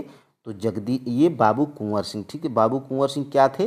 तो आरा के पास इसी जगदीशपुर के जमींदार थे, ठीक है। और लेकिन उनकी जमींदारी अंग्रेजों ने छीन ली थी, इसीलिए फ्रेंड्स ये 1857 की क्रांति से बिहार से जुड़े थे। देखिए बहावी आंदोलन के प्रमुख नेता, यहाँ पे देखिए नेता पटना के दो प्रतिष्ठित मौलवी विलायत अली और इनायत अली। तो यहाँ से ये प्रश्न आपके एग्ज़ाम में बन सकता है। इसको आप जो है कि स्क्रीनशॉट ले लें, नोट डाउन कर लें, जैसे भी आप याद रखें। लेकिन फ्रेंड्स ये महत्वपूर्ण है, ठीक है। अब देखिए आगे हम लोग बढ़ते हैं। यहाँ से देखिए उस समय के तीन प्रमुख बहावी नेता, देखिए मोहम्मद हुसैन थे, अहमदुल्लाह थे, वायजुल थे, हक, जो अंग्रेज़ों ने धोखे से गिरफ्तार कर लिया था। लोगों ने इसका विरोध किया। इस विरोध के नेता पीर अली को अंग्रेज़ों ने गिरफ्तार कर उनके सहयोगी के साथ उन्हें फांसी दे दी थी। तो यहाँ से ये सारी चीज़ें आपको जो है कि जानकारी होना चाहिए, ठीक है। और देखिए फ्रेंड्स यहाँ से बहावी आंदोलन का मुख्य केंद्र कौन सा था? अभी मैं इस प्रश्न को बताया था कि बहावी आंदोलन का मुख्य केंद्र फ्रेंड्स पटना है। और ये आपके टीआरई 3.0 री एग्ज़ाम पीआरटी में ये प्रश्न आपका पूछा गया था, ठीक है। तो देखिए फ्रेंड्स बीपीएससी उन्हीं चीज़ों को पूछता है जो एनसीईआरटी और बिहार एससीईआरटी की बुक में दी गई हैं, ठीक है। तो हमें ज़्यादा इधर उधर के चक्कर में नहीं, सिर्फ हमें एनसीईआरटी और एससीईआरटी पे फोकस करना है। देखिए बहावी आंदोलन, देखिए यहाँ से बहावी आंदोलन, ठीक है, बहावी आंदोलन है। और यहाँ से देखिए अब्दुल बहाव के द्वारा यह आंदोलन शुरू किया गया था, इसीलिए इसका नाम क्या पड़ा था? बहावी आंदोलन, ठीक है। और यहाँ से इसका जो है कि शुरू किया गया था। और देखिए पटना इसका बड़ा केंद्र था, ठीक है। तो बहावी आंदोलन का सबसे बड़ा केंद्र या प्रमुख केंद्र कौन सा था? तो पटना था। और देखिए इसके दो प्रमुख नेता विलायत अली, इनायत अली सहोदर भाई थे, ठीक है। तो ये आपको जानकारी रखना चाहिए। और यहाँ से देखिए यह आंदोलन 1822 से 1838 तक जो है कि सक्रिय रूप में था, ठीक है। तो ये आपको जानकारी होना चाहिए। और आगे हम लोग बढ़ते हैं फ्रेंड्स अपने जो है कि अगले प्रश्न की तरफ। उससे पहले आप यहाँ पे देख लीजिए बिहार में बहावियों की गतिविधियों का मुख्य केंद्र कौन सा था? तो ये पटना था। ऑप्शन नंबर यहाँ से सी बिल्कुल राइट आंसर है। और टीआरई 3.0 री एग्जाम पीआरटी में ये प्रश्न आपका पूछा गया था, ठीक है। तो इससे ये पता चलता है फ्रेंड्स कि जो चीज़ें आपके बिहार एससीईआरटी और एनसीईआरटी बुक में दी गई हैं वहीं उन्हीं चीज़ों को जो है कि बीपीएससी पूछ रहा है, ठीक है। यहाँ से देखिए 5 नंबर का प्रश्न क्या है? 1857 की क्रांति का नेतृत्व लखनऊ से किसने किया था? देखिए फ्रेंड्स 1857 की क्रांति में लगभग वही लोग शामिल थे। देखिए कितने राजाओं का राजपाट जो है कि अंग्रेज़ों के द्वारा लूट लिया गया था, और कितने जमींदारों की जो कि ज़मीन पे कब्जा कर लिया गया था। तो इससे ये लोग जुड़े थे, ठीक है। तो ये वही पूछा जा रहा है कि 1857 की क्रांति का नेतृत्व लखनऊ से किसने किया था?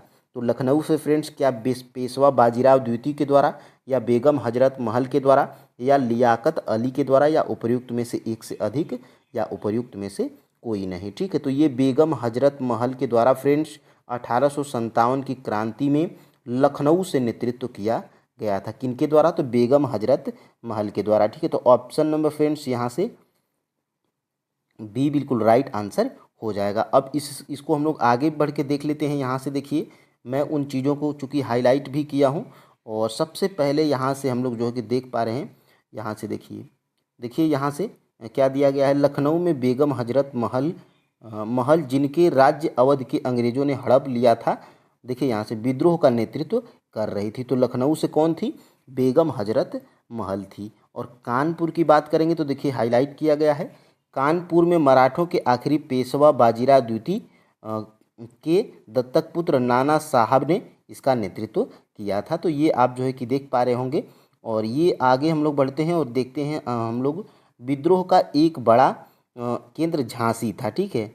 और देखिए वहाँ की रानी लक्ष्मीबाई विद्रोह सैनिकों के साथ मिलकर अंग्रेजी सरकार को कड़ी चुनौती दी। यानी कि झांसी से कौन नेतृत्व कर रही थी 1857 की क्रांति का? तो ये रानी लक्ष्मीबाई थी, ठीक है। और यहाँ से देखिए फैजाबाद में मौलवी अहमदुल्लाह शाह ने लोगों की एक बड़ी फौज इकट्ठा कर ली थी। यानी कि फैजाबाद से 1857 की क्रांति का नेतृत्व मौलवी अहमदुल्लाह शाह के द्वारा किया गया था। तो ये आपको जो है कि जानकारी होना चाहिए। अब देखिए फ्रेंड्स, किस अंग्रेज सैन्य अधिकारी ने झांसी की रानी को यह कहते हुए श्रद्धांजलि दी थी कि यह वह औरत सोई है जो विद्रोहियों में एकमात्र मर्द थी? यानी कि फ्रेंड्स ये जो वक्तव्य है ये किस सैन्य अधिकारी के द्वारा कहा गया था, ठीक है। क्या वो हडसन था, कैंपबेल था, या ह्यूज रोज था, या उपर्युक्त में से एक से अधिक, या उपर्युक्त में से कोई नहीं?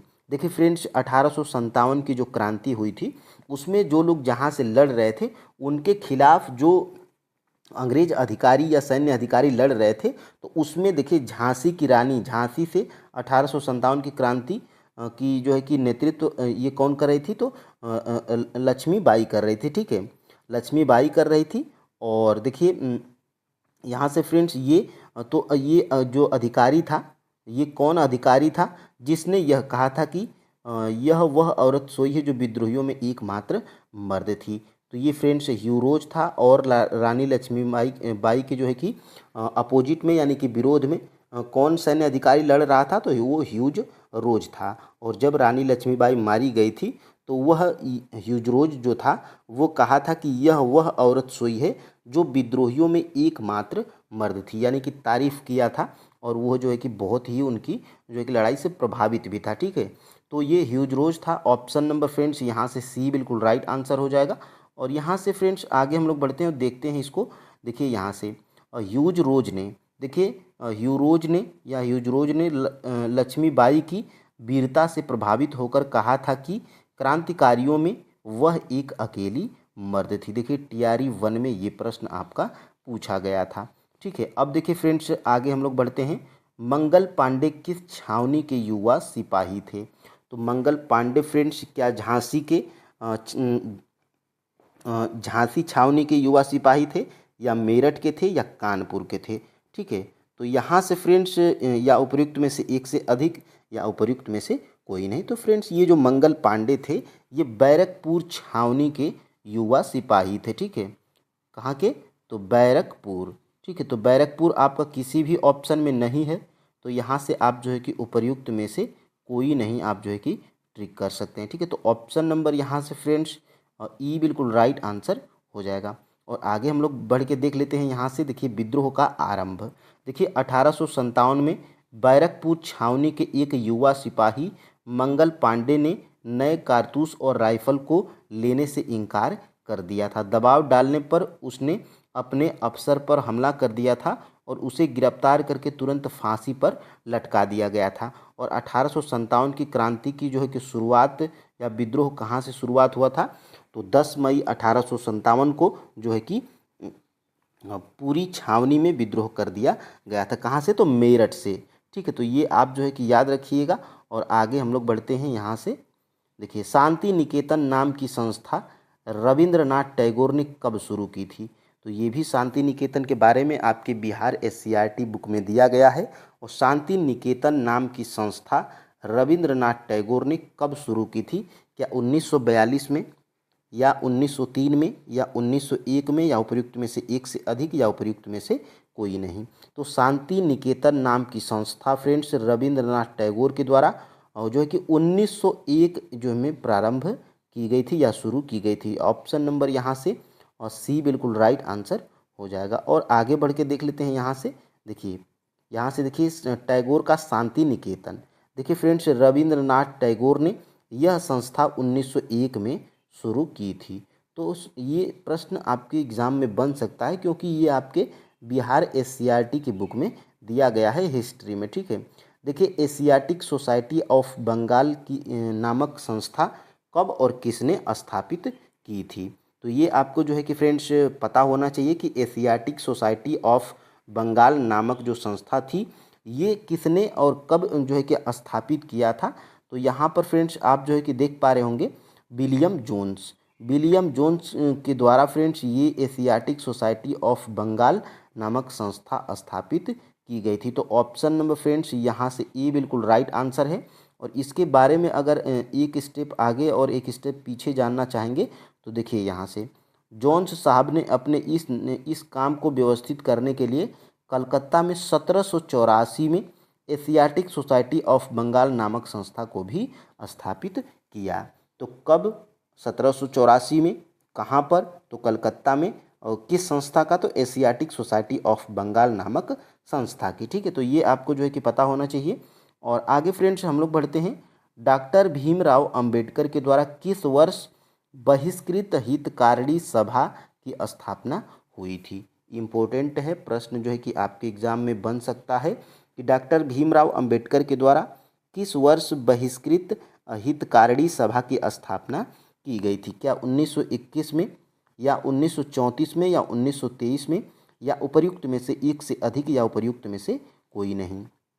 तो ये फ्रेंड्स आपका जो है कि 1924 में, यहाँ से 1924 में, यहाँ पे फ्रेंड्स देखिए 23 हो गया है, मुझे बढ़िया तरीके से याद है 1924 में। ठीक है, तो ऑप्शन नंबर फ्रेंड्स यहाँ से जो है कि सी बिल्कुल राइट आंसर मान लीजिए। और एग्जैक्ट आपको पता होना चाहिए कि 1924। देखिए फ्रेंड्स, बुक से देखने का मतलब यही है कि अगर टाइपिंग में मिस्टेक होती है तो आप इसका यहाँ पे जो है कि सुधार कर सकते हैं। देखिए यहाँ से 1924 में, मुझे बढ़िया तरीके से पढ़ा था तो याद था। देखिए 1924 में अंबेडकर ने बहिष्कृत हितकारिणी सभा की स्थापना करके दलित मुक्ति आंदोलन का बिगुल बजाया था। तो इन्हें भी जानते हैं, और ये जो घेर के देता है इसको आप जो है कि इम्पोर्टेंट समझिए। ठीक है, यहाँ से अब हम लोग आगे बढ़ते हैं और देखते हैं हम लोग आगे क्या प्रश्न बन रहा है। देखिए यहाँ से देखिए, महात्मा गांधी ने रॉलेट एक्ट के विरोध में 6 अप्रैल 1919 को कौन सा दिवस मनाने का निर्णय लिया था? तो ये जो है कि प्रश्न बन रहा है कि महात्मा गांधी ने रॉलेट एक्ट के विरोध में 6 अप्रैल 1919 को कौन सा दिवस मनाने का निर्णय लिया था? तो क्या वो शोक दिवस था या अपील दिवस या राष्ट्रीय अपमान दिवस या उपर्युक्त में से एक से अधिक या उपर्युक्त में से कोई नहीं? तो महात्मा गांधी फ्रेंड्स ये रॉलेट एक्ट के विरोध में 6 अप्रैल 1919 को राष्ट्रीय अपमान दिवस मनाने का निर्णय लिया था। तो ऑप्शन नंबर यहाँ से सी बिल्कुल राइट आंसर हो जाएगा। और यहाँ से जब आप जाएंगे और देख पा रहे होंगे यहाँ से प्रश्न आपका जो है कि बना है। देखिए यहाँ से गांधी जी ने रॉलेट एक्ट के विरोध में 6 अप्रैल 1919 को राष्ट्रीय अपमान दिवस मनाने का निर्णय लिया। देखिए राष्ट्रव्यापी विरोध एवं प्रदर्शन हुए। इस क्रम में पंजाब के 2 नेता सैफुद्दीन किचलू और यहाँ पे सत्यपाल को गिरफ्तार कर लिया गया था। और पंजाब के लोग विरोध प्रदर्शन के लिए 13 अप्रैल 1919 में बैसाखी के दिन को बड़ी संख्या में जलियांवाले बाग अमृतसर में जमा हुए थे और लोग सभाएं कर रहे थे। तो यहाँ से प्रश्न आपके एग्जाम में बन सकता है। और यहाँ से देखिए जलियांवाले बाग हत्याकांड के विरोध में किसने अपनी वकालत छोड़ी थी? देखिए फ्रेंड्स, बहुत से लोग अपनी उपाधियों को लौटा दिए थे या वापस कर दिए थे। ये जलियांवाला बाग हत्याकांड के विरोध में बहुत से छात्र जो है कि स्कूल का त्याग कर दिए थे, और बहुत से जो वकील थे उस टाइम वो जो है कि अपनी वकालत को छोड़ दिए थे जलियांवाला बाग हत्याकांड के विरोध में। ठीक है, तो वो कौन कौन से थे? तो फ्रेंड्स देखिए यहाँ से आपका जो है कि ये मोतीलाल नेहरू भी थे और राजगोपालचारी भी थे और आसफ अली भी थे। ठीक है, तो यहाँ से ये तीनों जो है कि जलियांवाला बाग हत्याकांड के विरोध में अपनी जो है कि वकालत को छोड़े थे। ऑप्शन नंबर फ्रेंड्स यहाँ से डी बिल्कुल राइट आंसर हो जाएगा। उपर्युक्त में से एक से अधिक है। ठीक है, यहाँ से आगे हम लोग बढ़ते हैं और यहाँ से देख भी लेते हैं। देखिए गांधी जी ने इन्हें, यहाँ से देखिएगा असहयोग आंदोलन, यहाँ से देखिए, हाँ यहाँ से देखिए वकीलों ने, यहाँ पे थोड़ा सा अगर आप ऊपर देखने का प्रयास करेंगे तो देखिए यहाँ से असहयोग आंदोलन, ठीक है। तो ये देखिए गांधी जी ने इसे हिंदू मुस्लिम एकता के अवसर के रूप में देखते हुए जलियांवाला बाग हत्याकांड और खिलाफत के मामले में अत्याचार के विरुद्ध असहयोग आंदोलन चलाकर स्वराज की मांग का आह्वान किया था। तो जब ये आह्वान जब हुआ था फ्रेंड्स, ये असहयोग आंदोलन चलाने का, तो देखिए असहयोग आंदोलन के दरम में सरकारी पदवियों को छोड़ने का निर्णय लिया गया था। रविंद्रनाथ टैगोर ने नाइट एवं महात्मा गांधी ने केसर ए हिंद की उपाधि लौटाई थी। तो किसके विरोध में? तो फ्रेंड्स ये जलियांवाला बाग हत्याकांड के विरोध में, और उसी से जो है कि रॉलेट एक्ट भी संबंधित है, क्योंकि रॉलेट एक्ट का जब विरोध हुआ था तो डॉक्टर सत्यपाल किचलू और कौन थे, सैफुद्दीन, ठीक है। तो ये इन दोनों का जो है कि गिरफ्तारी हुई थी, और उन्हीं के गिरफ्तारी में जो है कि सभाएं एकत्रित हुई थी जलियांवाला बाग हत्याकांड के जो अमृतसर में बाग में, ठीक है। तो वहाँ पे जो है कि ये घटना हुई थी, ठीक है। तो यहाँ से आगे हम लोग देख लेते हैं। देखिए वकीलों से न्यायालय छोड़ने का आह्वान किया गया। मोतीलाल नेहरू, CR दास, राजगोपालचारी एवं आसफ अली जैसे वकीलों ने वकालत छोड़ दी थी, ठीक है। तो यहाँ से प्रश्न, और विद्यार्थियों ने स्कूलों एवं कॉलेजों को भी छोड़ दिया था। किसके विरोध में? तो जलियांवाला बाग हत्याकांड के विरोध में। बहुत ही क्रूर हत्याकांड हुआ था। और यहाँ से देख सकते हैं मजहरुल हक ने सहयोग के कार्यक्रम के प्रचार, देखिए मजहरुल हक ने, यहाँ पे असहयोग होगा, ठीक है, असहयोग के कार्यक्रम के प्रचार एवं हिंदू मुस्लिम एकता को कायम रखने के लिए कायम रखने के उद्देश्य से सदाकत आश्रम से कौन सा अखबार निकाला था, ठीक है। तो ये मजहरुल हक जो थे ये असहयोग के कार्यक्रम के प्रचार एवं हिंदू मुस्लिम एकता को कायम रखने के उद्देश्य से सदाकत आश्रम से, कहाँ से? तो सदाकत आश्रम से कौन सा अखबार निकाला था? तो फ्रेंड्स वो अखबार था आपका प्रसिद्ध अखबार दी मदरलैंड था, ठीक है। तो ये अखबार था, ऑप्शन नंबर फ्रेंड्स यहाँ से C बिल्कुल राइट आंसर हो जाएगा। और ये मजहरुल हक के द्वारा जो है कि ये निकाला गया था, कहाँ से? सदाकत आश्रम से, ठीक है। तो ये दी मदरलैंड आप याद रखिएगा। और यहाँ पे इसको हम लोग देख लेते हैं। यहाँ से देखिए मजहरुल हक ने, यहाँ पे आप जो है कि देख पा रहे होंगे मजहरुल हक ने असहयोग के कार्यक्रम के प्रचार एवं हिंदू मुस्लिम एकता कायम रखने के उद्देश्य से दी मदरलैंड नामक अखबार सदाकत आश्रम से निकाला था। तो बिल्कुल फ्रेंड्स यहाँ से प्रश्न आपके एग्जाम में बन सकता है। और ये मजहरुल हक का आपके जो है कि बिहार SCRT के बुक में दिया गया है। अब देखते हैं आगे हम लोग फ्रेंड्स, यहाँ पे रॉलेट एक्ट के विरोध में कहाँ पर सभा हो रही थी। तो ये फ्रेंड्स अभी हम लोग ऊपर देख चुके हैं, जलियांवाले बाग में जो है कि ये रॉलेट एक्ट के विरोध में सभा हो रही थी, ठीक है। तो ऑप्शन नंबर फ्रेंड्स यहाँ से A बिल्कुल राइट आंसर हो जाएगा। और यहाँ से फ्रेंड्स देखिए आगे देखते हैं, देखिए रॉलेट एक्ट, ठीक है। और यहाँ से देखिए रॉलेट एक्ट के विरोध में देखिए यहाँ से कहाँ पे सभा हो रही थी। तो ये आपका फ्रेंड्स हो रही थी सभा, देखिए जलियांवाले बाग अमृतसर में ये सभा हो रही थी, ठीक है। तो ये आप जो है कि याद रख सकते हैं। आगे हम लोग बढ़ते हैं फ्रेंड्स, राज्य पुनर्गठन आयोग के अध्यक्ष कौन थे? तो राज्य पुनर्गठन आयोग के अध्यक्ष फ्रेंड्स आपके जो है कि कौन से, हृदयनाथ कुंजरू थे, या फजल अली थे, या MK पडिक्कर थे, ठीक है। तो यहाँ से फ्रेंड्स राज्य पुनर्गठन जो आयोग था इसके अध्यक्ष कौन थे? तो फजल अली थे, ठीक है। तो यहाँ से ऑप्शन नंबर जो है कि B बिल्कुल राइट आंसर हो जाएगा, ठीक है। यहाँ से आगे हम लोग बढ़ते हैं और इसको देख लेते हैं, आपके हिस्ट्री में ही दिया गया है। देखिए सरकार ने क्षेत्रीय भाषा, यहाँ से देखिए सरकार ने क्षेत्रीय भाषा भाषियों द्वारा नए राज्य के गठन की मांग को देखते हुए राज्य पुनर्गठन आयोग का गठन किया। इस आयोग के अध्यक्ष कौन थे? फजल अली थे। तो यहाँ से प्रश्न आपके एग्जाम में बन सकता है। और आयोग ने अपनी रिपोर्ट 1956 में सौंप दी थी। तो ये भी आप जो है कि याद रख सकते हैं, ठीक है। महात्मा गांधी ने क्रिप्स मिशन की असफलता के बाद ब्रिटिश शासन के खिलाफ कौन सा आंदोलन छेड़ने का फैसला लिया था? देखिए ऐसे ही प्रश्न BPSC आपके एग्ज़ाम में पूछती है, ठीक है। कुछ तो कॉन्सेप्टुअल प्रश्न होते हैं और कुछ जो है कि आपके फैक्ट टाइप होते हैं, ठीक है।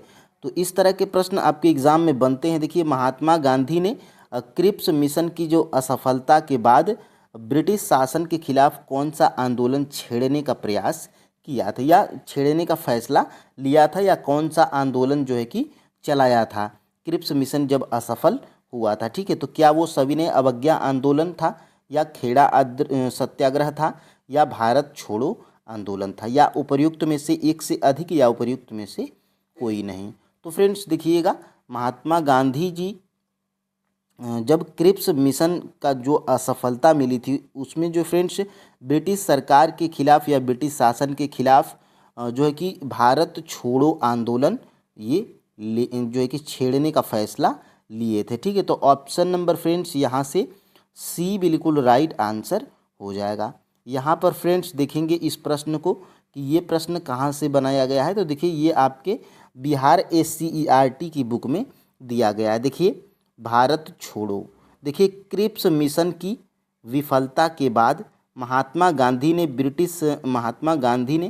ब्रिटिश शासन के खिलाफ अपना तीसरा सबसे बड़ा आंदोलन छेड़ने का फैसला लिया। कौन सा आंदोलन था? तो अगस्त 1942 में शुरू हुए इस आंदोलन को अंग्रेजों भारत छोड़ो का नाम दिया गया। तो यहाँ से फ्रेंड्स प्रश्न यहाँ पे बनाया गया था, और यहाँ से प्रश्न आपके एग्ज़ाम में बन सकता है। देखिए फ्रेंड्स, जो चीज़ें इम्पोर्टेंट हैं, जो फैक्ट बढ़िया है, हम लोग उन्हीं चीज़ों की प्रैक्टिस करते हैं, और मैं उन्हीं चीज़ों को जो है कि प्रश्न में जो है कि प्रश्न बनाता हूँ, ठीक है। यहाँ पर देखिए दूसरा प्रश्न हम लोग देखेंगे। 1943 में महाराष्ट्र के सतारा जिले के कुछ युवा नेताओं ने किसके साथ मिलकर समानांतर सरकार की स्थापना की थी? बहुत ही महत्वपूर्ण प्रश्न। देखिए फ्रेंड्स, ये सारे प्रश्न अगर आपके एग्ज़ाम में आ जाते हैं तो आपको लगता है कि ये चीज़ें कहाँ से दी गई हैं, सिलेबस से बाहर है। लेकिन फ्रेंड्स देखिए, BPSC TRE 1 में ही बोल दिया था, उनके चेयरमैन जो थे उन्होंने बोल दिया था कि आपको इधर उधर की चीज़ें नहीं पढ़नी है, आपको जो है कि बेसिक NCERT और SCERT और अपने जो है कि स्तर तक ही बुक को पढ़ना है। जैसे आप PRT और 6 to 8 के स्टूडेंट हैं तो आपको लगभग 6 से 10 तक पढ़ना होगा। तो फ्रेंड्स देखिए, हम लोग उन्हीं चीज़ों को प्रैक्टिस करते हैं, बहुत आपको हेल्प मिलेगी।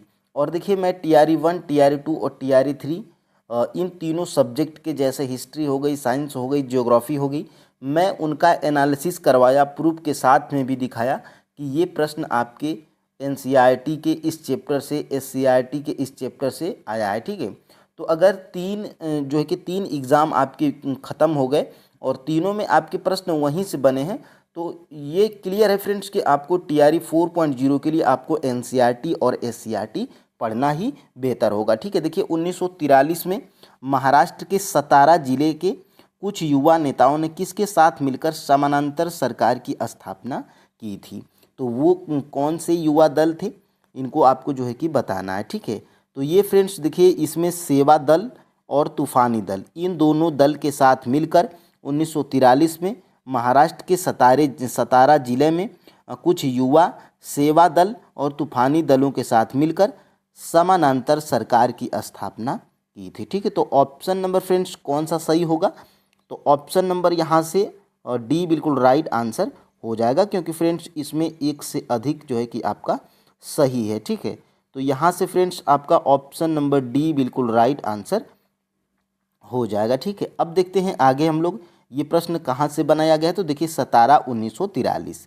देखिए, NCERT और SCERT की खास बात ये है, जो चीज़ें महत्वपूर्ण होती है, जो घटना महत्वपूर्ण होती है, उसको फ्रेंड्स हाईलाइट करके या तो पिंक में दे देगा, या तो ग्रीन में दे देगा, या तो उसमें लिखा रहता है कि क्या आप जानते हैं, और जो उसमें चीज़ें दी गई रहती हैं वो महत्वपूर्ण होती हैं, ठीक है। देखिए, 1943 में महाराष्ट्र के सतारा जिले के कुछ युवा नेताओं ने सेवा दलों, देखिए सेवा दलों तथा तूफानी दलों के साथ मिलकर प्रति सरकार या समानांतर सरकार की स्थापना की थी। तो यहाँ से प्रश्न जो है कि आपके एग्ज़ाम में बन सकता है, और यहाँ से हमने भी प्रश्न को बनाया था, ठीक है।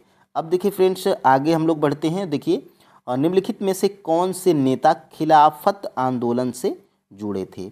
यानी कि कौन से वो नेता थे जो खिलाफत आंदोलन से जुड़े थे? इस तरह के प्रश्न भी बीपीएससी पूछती है, तो इस तरह के प्रश्न भी आप प्रैक्टिस कर लीजिए। यहाँ पर देखिए निम्नलिखित में से कौन से नेता खिलाफत आंदोलन से जुड़े थे? क्या वो मोहम्मद अली थे? क्या वो महात्मा गांधी थे? क्या वो शौकत अली थे? या उपर्युक्त में से एक से अधिक, या उपर्युक्त में से कोई नहीं? तो देखिए फ्रेंड्स, इसमें जो है कि खिलाफत आंदोलन में मोहम्मद अली और शौकत अली, ये जो है कि दोनों जुड़े थे। और ये जो है कि खिलाफत जो आंदोलन था, इसमें जो है कि महात्मा गांधी का भी सहयोग था। ठीक है, यानी कि फ्रेंड्स इसमें जो है कि आपका एक से अधिक राइट आंसर हो जाएगा, उपर्युक्त में से एक से अधिक। ठीक है, तो यहाँ से फ्रेंड्स ऑप्शन नंबर जो है कि डी बिल्कुल राइट आंसर हो जाएगा। फ्रेंड्स देखिए, आपको जो है कि बीपीएससी का ये जो ऑप्शन नंबर डी और ऑप्शन नंबर ई होता है, ये ऐसे दो ऑप्शन दिए गए होते हैं, उपर्युक्त में से एक से अधिक या उपर्युक्त में से कोई नहीं। ये आपको आसान प्रश्न भी गलत कर देते हैं। ठीक है, तो फ्रेंड्स ये प्रश्न देखिए कहाँ से बनाया गया था, तो देखिए यहाँ से जो चीज़ें बनाई गई हैं, यहाँ पर देखिए खिलाफत आंदोलन क्या था। तो देखिए यहाँ से खिलाफत आंदोलन 1919-1920 देखिए मोहम्मद अली और शौकत अली के नेतृत्व में भारतीय मुसलमानों का एक आंदोलन था। तो यहाँ से प्रश्न आपके एग्ज़ाम में बनाया गया था और आ भी सकता है। ठीक है, और देखिए इसमें गांधी जी का भी सहयोग था। गांधी जी ने इसे असहयोग आंदोलन के साथ मिलाने की कोशिश भी की थी। किसको? तो खिलाफत आंदोलन को। तो यहाँ से प्रश्न बनाया गया था। अब देख सकते हैं आगे फ्रेंड्स, हम लोग असहयोग आंदोलन के दौरान महात्मा गांधी को गिरफ्तार किया गया, तब महात्मा गांधी को कौन से जज ने सज़ा सुनाई थी? यानी कि असहयोग आंदोलन के दौरान महात्मा गांधी जब गिरफ्तार किए गए थे तो इनको सज़ा मिली थी, तो वो कौन सा जज था जो सज़ा जो है कि सुनाया था? ठीक है, तो क्या वो जस्टिस बीबर थे, या बोर्नाल्ड फ्रिक थे, या ब्रूमफील्ड थे, या उपर्युक्त में से एक से अधिक, या उपर्युक्त में से कोई नहीं? तो फ्रेंड्स वो जो है कि जज थे कौन? ब्रूमफील्ड थे। ठीक है, तो ऑप्शन नंबर यहाँ से सी बिल्कुल राइट आंसर हो जाएगा।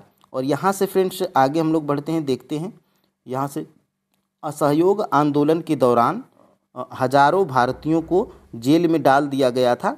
और यहाँ से देखिए स्वयं गांधी जी को मार्च 1922 में राजद्रोह के आरोप में गिरफ्तार कर लिया गया था। उन पर जांच की कार्रवाई की अध्यक्षता करने वाले जज जस्टिस CN ब्रूमफील्ड थे, ने उन्हें सज़ा सुनाते हुए समय एक महत्वपूर्ण भाषण दिया था। तो यहाँ से प्रश्न आपके एग्ज़ाम में बन सकता है। ठीक है, तो हमने भी यहाँ से प्रश्न को बनाया था। अब देख सकते हैं फ्रेंड्स आगे यहाँ से 26 जनवरी 1930 को स्वतंत्रता दिवस मनाए जाने के तुरंत बाद गांधी जी को किसकी घोषणा की? यानी कि गांधी जी जो है कि 26 जनवरी जो 1930 को जो स्वतंत्रता दिवस मनाया गया था, उसके तुरंत बाद गांधी जी ने किसकी घोषणा की थी? तो फ्रेंड्स देखिए, ये जो 26 जनवरी 1930 को जो स्वतंत्रता दिवस मनाया गया था, उसके बाद जो है कि तुरंत महात्मा गांधी जी ने दांडी यात्रा की घोषणा की थी। ठीक है, तो नमक कानून को तोड़ा था। तो यहाँ से फ्रेंड्स ऑप्शन नंबर जो है कि ए बिल्कुल राइट आंसर हो जाएगा। ठीक है, और यहाँ से फ्रेंड्स हम लोग आगे बढ़ते हैं और देख लेते हैं। यहाँ से देखिए दांडी मार्च, दांडी यात्रा, देखिए दांडी मार्च 1930। देखिए स्वतंत्रता दिवस मनाए जाने के तुरंत बाद महात्मा गांधी जी ने घोषणा की कि वे ब्रिटिश शासन के सर्वाधिक घृणित कानूनों में से एक, जिसमें नमक के उत्पादन और विक्रय पर राज्य को एकाधिकार दे दिया है। तो यहाँ से प्रश्न आपके एग्जाम में बन सकता है। ठीक है, अब देख सकते हैं आगे हम लोग निम्नलिखित में से किसके आग्रह पर कांग्रेस ने अल्पसंख्यकों के अधिकारों पर एक प्रस्ताव पारित किया था? यानी कि जो है कि अल्पसंख्यकों के अधिकारों पर एक प्रस्ताव जो है कि किसके आग्रह पर कांग्रेस ने पारित किया था? क्या वो महात्मा गांधी जी थे, या मोतीलाल नेहरू थे, या जवाहरलाल नेहरू थे? ठीक है, तो यहाँ से फ्रेंड्स देखिए वो महात्मा गांधी जी थे और जवाहरलाल नेहरू जी थे। ठीक है, तो यहाँ से फ्रेंड्स आपका राइट आंसर क्या हो जाएगा? उपर्युक्त में से एक से अधिक जो है कि आपका राइट आंसर हो जाएगा। ठीक है, यहाँ से ऑप्शन नंबर डी। ठीक है, अब देख सकते हैं आगे हम लोग यहाँ से देखिए ये प्रश्न बनाया गया था, गांधी जी और नेहरू के आग्रह पर कांग्रेस ने अल्पसंख्यकों के अधिकारों पर एक प्रस्ताव पारित किया था। तो यहाँ से प्रश्न जो है कि बन सकता है आपके एग्ज़ाम में। अब देख सकते हैं फ्रेंड्स हम लोग आगे यहाँ से महात्मा गांधी दक्षिण अफ्रीका से कब लौटे थे। देखिए इससे दो प्रश्न पूछता है, महात्मा गांधी जी अफ्रीका से कब लौटे थे और उनकी उम्र क्या थी। तो ये एक प्रश्न देखिए, महात्मा गांधी जी दक्षिण अफ्रीका से भारत कब लौटे थे, तो 1915 में भारत लौटे थे। ठीक है, तो ये जानकारी बेसिक थी, आपको पता होना चाहिए। ऑप्शन नंबर जो है कि बी बिल्कुल राइट आंसर हो जाएगा। ठीक है, और यहाँ से फ्रेंड्स हम लोग आगे बढ़ते हैं और देख लेते हैं। यहाँ से देखिए ये आपकी जो है कि काल रेखा है और इसमें देखिए 1915 में महात्मा गांधी जी दक्षिण अफ्रीका से लौटे थे। 17 में चंपारण आंदोलन, 18 में खेड़ा गुजरात आंदोलन, 19 में रॉलेट सत्याग्रह, 19 में जलियांवाला बाग हत्याकांड, 21 में असहयोग आंदोलन खिलाफत आंदोलन, 28 में बारदोली में किसान आंदोलन, 29 में लाहौर अधिवेशन दिसंबर में जिसमें पूर्ण स्वराज की मांग की गई थी और कांग्रेस का लक्ष्य यही था कि पूर्ण स्वराज की मांग करेंगे। और 1930 में देखिए सविनय अवज्ञा आंदोलन, दांडी मार्च या दांडी यात्रा इसको कहते हैं। 31 में गांधी इरविन समझौता दूसरा गोलमेज सम्मेलन। और देखिए 35 में गवर्नमेंट ऑफ इंडिया एक्ट सीमित प्रतिनिधि सरकार के गठन का आश्वासन। और 39 में कांग्रेस मंत्रिमंडलों का त्यागपत्र। और 1942 में देखिए भारत छोड़ो आंदोलन शुरू किया गया था, कब, अगस्त में। और देखिए 46 में क्या हुआ था, महात्मा गांधी सांप्रदायिक हिंसा को रोकने के लिए नोआखली तथा अन्य हिंसाग्रस्त इलाकों का दौरा करते हैं। तो ये आपकी काल रेखा थी जो कि बहुत ही इम्पोर्टेंट है। ठीक है, और यहाँ से फ्रेंड्स हम लोग आगे बढ़ते हैं और देख लेते हैं दूसरा विश्व युद्ध कब शुरू हुआ था। तो फ्रेंड्स देखिए दूसरा जो विश्व युद्ध था ये आपका जो है कि सितंबर 1939 में हुआ था। ठीक है, तो ये सितंबर 1939, ऑप्शन नंबर जो है कि ए बिल्कुल राइट आंसर हो जाएगा। यहाँ से फ्रेंड्स ये प्रश्न पूछ सकता है और यहाँ से देखिए यहाँ से ये प्रश्न जो है कि बनाया गया है। देखिए कांग्रेस मंत्रिमंडलों के सत्ता में आने के 2 साल बाद सितंबर 1939 में दूसरा विश्व युद्ध शुरू हो गया था। महात्मा गांधी और जवाहरलाल नेहरू दोनों ही हिटलर व नात्सियों के कट्टर आलोचक थे। और यहाँ से देखिए इस विरोध में कांग्रेस मंत्रिमंडलों ने अक्टूबर 1939 में इस्तीफा दे दिया था। तो यहाँ से प्रश्न आपके एग्जाम में बन सकता है। अब देखिए आगे, अगर गांधी न होता तो यह दुनिया वाकई बहुत खूबसूरत होती, यह कथन किसने लिखा है।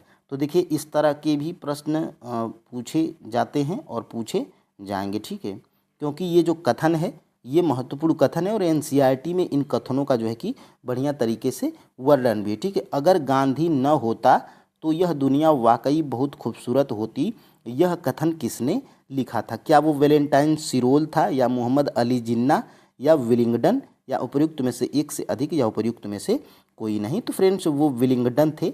इनका कथन क्या था कि अगर गांधी न होता तो यह दुनिया वाकई बहुत खूबसूरत होती, यह विलिंगडन के द्वारा कहा गया था। ठीक है, तो ऑप्शन नंबर यहाँ से फ्रेंड्स सी बिल्कुल राइट आंसर हो जाएगा। और देख लेते हैं ये कथन कहाँ पर कहा गया है। तो देखिए विलिंगडन ने लिखा था, देखिए अगर गांधी न होता तो यह दुनिया वाकई बहुत खूबसूरत होती, वह जो भी कदम उठाता है उसे ईश्वर की प्रेरणा का परिणाम कहता है, लेकिन असल में उसके पीछे एक गहरी राजनीति चाल होती है। देखता हूँ कि अमेरिकी प्रेस उसको गजब का आदमी बताती है, लेकिन सच यह है कि हम निहायत अव्यवहारिक, रहस्यवादी और अंधविश्वासी जनता के बीच रह रहे गांधी जी को भगवान मान बैठी है। तो ये विलिंगडन का कथन था। ठीक है, अब देख सकते हैं फ्रेंड्स आगे, यहाँ पे देख सकते हैं 1945 में ब्रिटेन में किस पार्टी की सरकार बनी थी। क्या वो कांग्रेस साम्यवादी पार्टी थी, क्या वो मुस्लिम लीग पार्टी थी, क्या वो लेबर पार्टी थी, क्या उपयुक्त में से एक से अधिक या उपयुक्त में से कोई नहीं। तो फ्रेंड्स देख सकते हैं आप लोग 1945 में ब्रिटेन में जो है कि लेबर पार्टी की सरकार बनी थी। ठीक है, तो यहाँ से ऑप्शन नंबर फ्रेंड्स ए बिल्कुल राइट आंसर हो जाएगा। और ये चीज़ें आपके एनसीईआरटी में दी गई हैं, यहाँ पर आप लोग जो है कि देख पा रहे होंगे। 1945 में ब्रिटेन में लेबर पार्टी की सरकार बनी। यह सरकार भारतीय स्वतंत्रता के पक्ष में थी। उसी समय वायसराय लॉर्ड वेवेल ने कांग्रेस और मुस्लिम लीग के प्रतिनिधियों के बीच कई बैठकों का आयोजन किया था। तो यहाँ से प्रश्न आपके एग्जाम में बन सकता है। ठीक है, अब हम लोग फ्रेंड्स आगे बढ़ते हैं, यहाँ से देखते हैं अगला प्रश्न। नील विद्रोह की वजह से 1860 में ब्रिटिश सरकार द्वारा गठित नील आयोग का अध्यक्ष कौन था? ये भी महत्वपूर्ण है क्योंकि आपकी क्लास 8th के NCERT में भी ये जो है कि लाइन दी गई है। ठीक है, तो नील विद्रोह की वजह से 1860 में ब्रिटिश सरकार द्वारा गठित नील आयोग का अध्यक्ष कौन था? क्या वो BH पोलक थे या BN हंट थे या WS सीटन कार थे या उपयुक्त में से एक से अधिक या उपयुक्त में से कोई नहीं? तो फ्रेंड्स देखिए, नील विद्रोह की वजह से 1860 में ब्रिटिश सरकार द्वारा गठित नील आयोग के अध्यक्ष कौन थे? WS सीटन कार थे। ऑप्शन नंबर फ्रेंड्स सी बिल्कुल राइट आंसर हो जाएगा। और फ्रेंड्स इनके जो है कि नाम भी बहुत जो है कि टेढ़े मेढ़े होते हैं। और यहाँ पे देख सकते हैं आप लोग, देखिए ये आपके जो है कि क्लास 8th की SCERT देखिए अतीत 3 के नाम से आती है। और इसमें देखिए क्या दिया गया है, देखिए 5 जून 1860 को नील आयोग के सदस्यों ने बात की। देखिए WS सीटन कार नील आयोग के अध्यक्ष बनाए गए थे। तो यहाँ से प्रश्न आपके एग्जाम में बन सकता है। और आगे हम लोग बढ़ते हैं, देखिए यहाँ से बिरसा मुंडा के समर्थकों में इलाके की दूसरी आदिवासी जनजातियाँ कौन थी? यानी कि फ्रेंड्स ये जो बिरसा मुंडा था, ये बिरसा मुंडा जो विद्रोह हुआ था, इसके समर्थन में जो है कि इलाके की दूसरी और कौन सी आदिवासी जनजातियाँ शामिल थी? तो फ्रेंड्स देख सकते हैं आप लोग, इसमें संथाल भी है शामिल और उरांव भी शामिल है। ठीक है, तो इसमें से फ्रेंड्स आपका जो है कि उपर्युक्त में से एक से अधिक जो है कि राइट आंसर हो जाएगा। ठीक है, यहाँ से ऑप्शन नंबर डी बिल्कुल राइट आंसर हो जाएगा।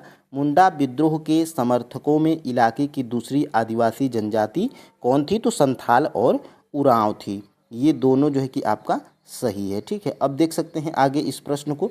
देखिए ये क्लास 8th की ये क्लास 8th की NCERT में ये दिया गया। देखिए बिरसा के समर्थकों में इलाके के दूसरे आदिवासी संथाल और उरांव भी शामिल थे। तो ये लाइन भी प्रश्न यहाँ से बन सकता है। ठीक है, और देख सकते हैं आगे, माझा प्रवास नामक पुस्तक के लेखक कौन थे? देखिए ये जो माझा प्रवास नामक पुस्तक थी, इसके लेखक कौन थे? तो विष्णु भट्ट जो है कि गोडसे थे। ठीक है, तो ऑप्शन नंबर यहाँ से जो है कि ए बिल्कुल राइट आंसर हो जाएगा। ठीक है, यहाँ से फ्रेंड्स देखिए माझा प्रवास नामक पुस्तक के लेखक विष्णु भट्ट गोडसे थे। तो ये प्रश्न देखिए आपकी जो है कि क्लास 8th की NCERT हिस्ट्री में दिया गया। देखिए यहाँ महाराष्ट्र के एक गांव में रहने वाले ब्राह्मण विष्णु भट्ट गोडसे द्वारा लिखित माझा प्रवास। देखिए कितना बेसिक प्रश्न यहाँ से। और ये आपको जो देखिए फ्रेंड्स, अगर पढ़े रहेंगे तो आपको आसान लगेगा, नहीं पढ़े रहेंगे तो लगेगा कि कहाँ से पूछ दिया है, सिलेबस से बाहर ही कर दिया है। ठीक है, तो यहाँ से आपको कुछ ज़्यादा टेंशन नहीं लेना है, बिल्कुल NCERT और SCERT बुक को फॉलो करना है, बढ़िया तरीके से प्रैक्टिस करना है, रीजनिंग और मैथ पे बढ़िया तरीके से अपनी कमांड को बनाना है। और जब नोटिफिकेशन आ जाए तो बढ़िया तरीके से आप जो है कि करेंट अफेयर्स 1 घंटा 2 घंटा डेली पढ़िएगा। आपका फ्रेंड्स आराम से जो है कि सिलेक्शन हो जाएगा। ठीक है, कोई बड़ी बात नहीं है। सिलेक्शन लेने वाले जो है कि 2 या 3 महीने में भी सिलेक्शन लेते हैं। ठीक है, अब देखिए फ्रेंड्स आगे हम लोग बढ़ते हैं। यहाँ से निम्नलिखित में से किसने पटना और कोलकाता में मुस्लिम लड़कियों के लिए स्कूल खोले थे? यानी कि पटना और कोलकाता में मुस्लिम लड़कियों के लिए स्कूल किन लोगों ने या कौन खोले थे? क्या भोपाल की बेगमों के द्वारा खोला गया था, या पंडिता रमाबाई या ताराबाई शिंदे, या उपयुक्त में से एक से अधिक या उपयुक्त में से कोई नहीं? तो फ्रेंड्स देखिए पटना और कोलकाता में मुस्लिम लड़कियों के लिए स्कूल जो है कि बेगम रुकैया हुसैन, देखिए बेगम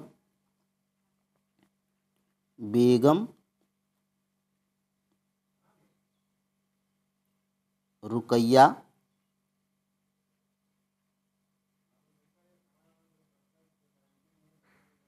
सखावत हुसैन। ठीक है, ये जो है कि पटना और कोलकाता में मुस्लिम लड़कियों के लिए स्कूल खोले थे। ऑप्शन नंबर फ्रेंड्स यहाँ से जो है कि ई बिल्कुल राइट आंसर हो जाएगा। ठीक है, यहाँ से फ्रेंड्स आप जो है कि देख पा रहे होंगे, देखिए ये देखिए भोपाल की बेगमों ने अलीगढ़ में लड़कियों के लिए प्राथमिक स्कूल खोले थे। तो भोपाल की बेगमों की बात की जाएगी तो अलीगढ़ में लड़कियों के लिए प्राथमिक स्कूल खोले थे। और देखिए बेगम रुकैया सखावत हुसैन इस दौर की एक प्रभावशाली महिला थी जिन्होंने कोलकाता में, देखिए जिन्होंने कोलकाता में और पटना में मुस्लिम लड़कियों के लिए स्कूल खोले थे। तो यहाँ से प्रश्न आपके जो है कि एग्ज़ाम में बन सकता है। ये क्लास 8वीं की NCERT, ठीक है, NCERT की बुक है, ठीक है। यहाँ से फ्रेंड्स देख सकते हैं आगे, यंग बंगाल के संस्थापक कौन थे। देखिए यंग बंगाल के संस्थापक कौन थे, तो यंग बंगाल के संस्थापक friends Henry Louis Vivian Derozio थे, ठीक है। तो ऑप्शन नंबर यहाँ से ए बिल्कुल राइट आंसर हो जाएगा। और ये आपके जो है कि क्लास 8th की NCERT बुक में दिया गया है। देखिए डेरोजियो एवं यंग बंगाल, देखिए 1820 के दशक में Henry Louis Vivian Derozio Hindu college Calcutta के अध्यापक थे, ठीक है। उसने शुरू किए गए यंग बंगाल मूवमेंट में उनके विद्यार्थियों ने परंपराओं और रीति रिवाजों पर उंगली उठाई, महिलाओं के लिए शिक्षा की मांग की और सोच व अभिव्यक्ति के लिए स्वतंत्रता के लिए अभियान चलाया था। तो यंग बंगाल के संस्थापक कौन थे, तो डेरोजियो थे। उनका पूरा नाम तक क्या था, हेनरी लुई विवियन डेरोजियो था, ठीक है। तो ऑप्शन नंबर यहाँ से आपका कौन सा सही था, एक बार और देख लेते हैं। कभी कभी ऐसा होता है फ्रेंड्स कि हम सही बोलते हैं और गलत टिक हो जाता है, तो आप जो है कि इस पे ध्यान दीजिएगा। और बढ़िया बात यह है फ्रेंड्स कि आपको जब हम NCERT और SCERT में दिखाते हैं जो जहाँ से प्रश्न बनाए रहते थे, तो वहाँ से आप जो है कि वहाँ से आपका गलत हो ही नहीं सकता है, ठीक है। तो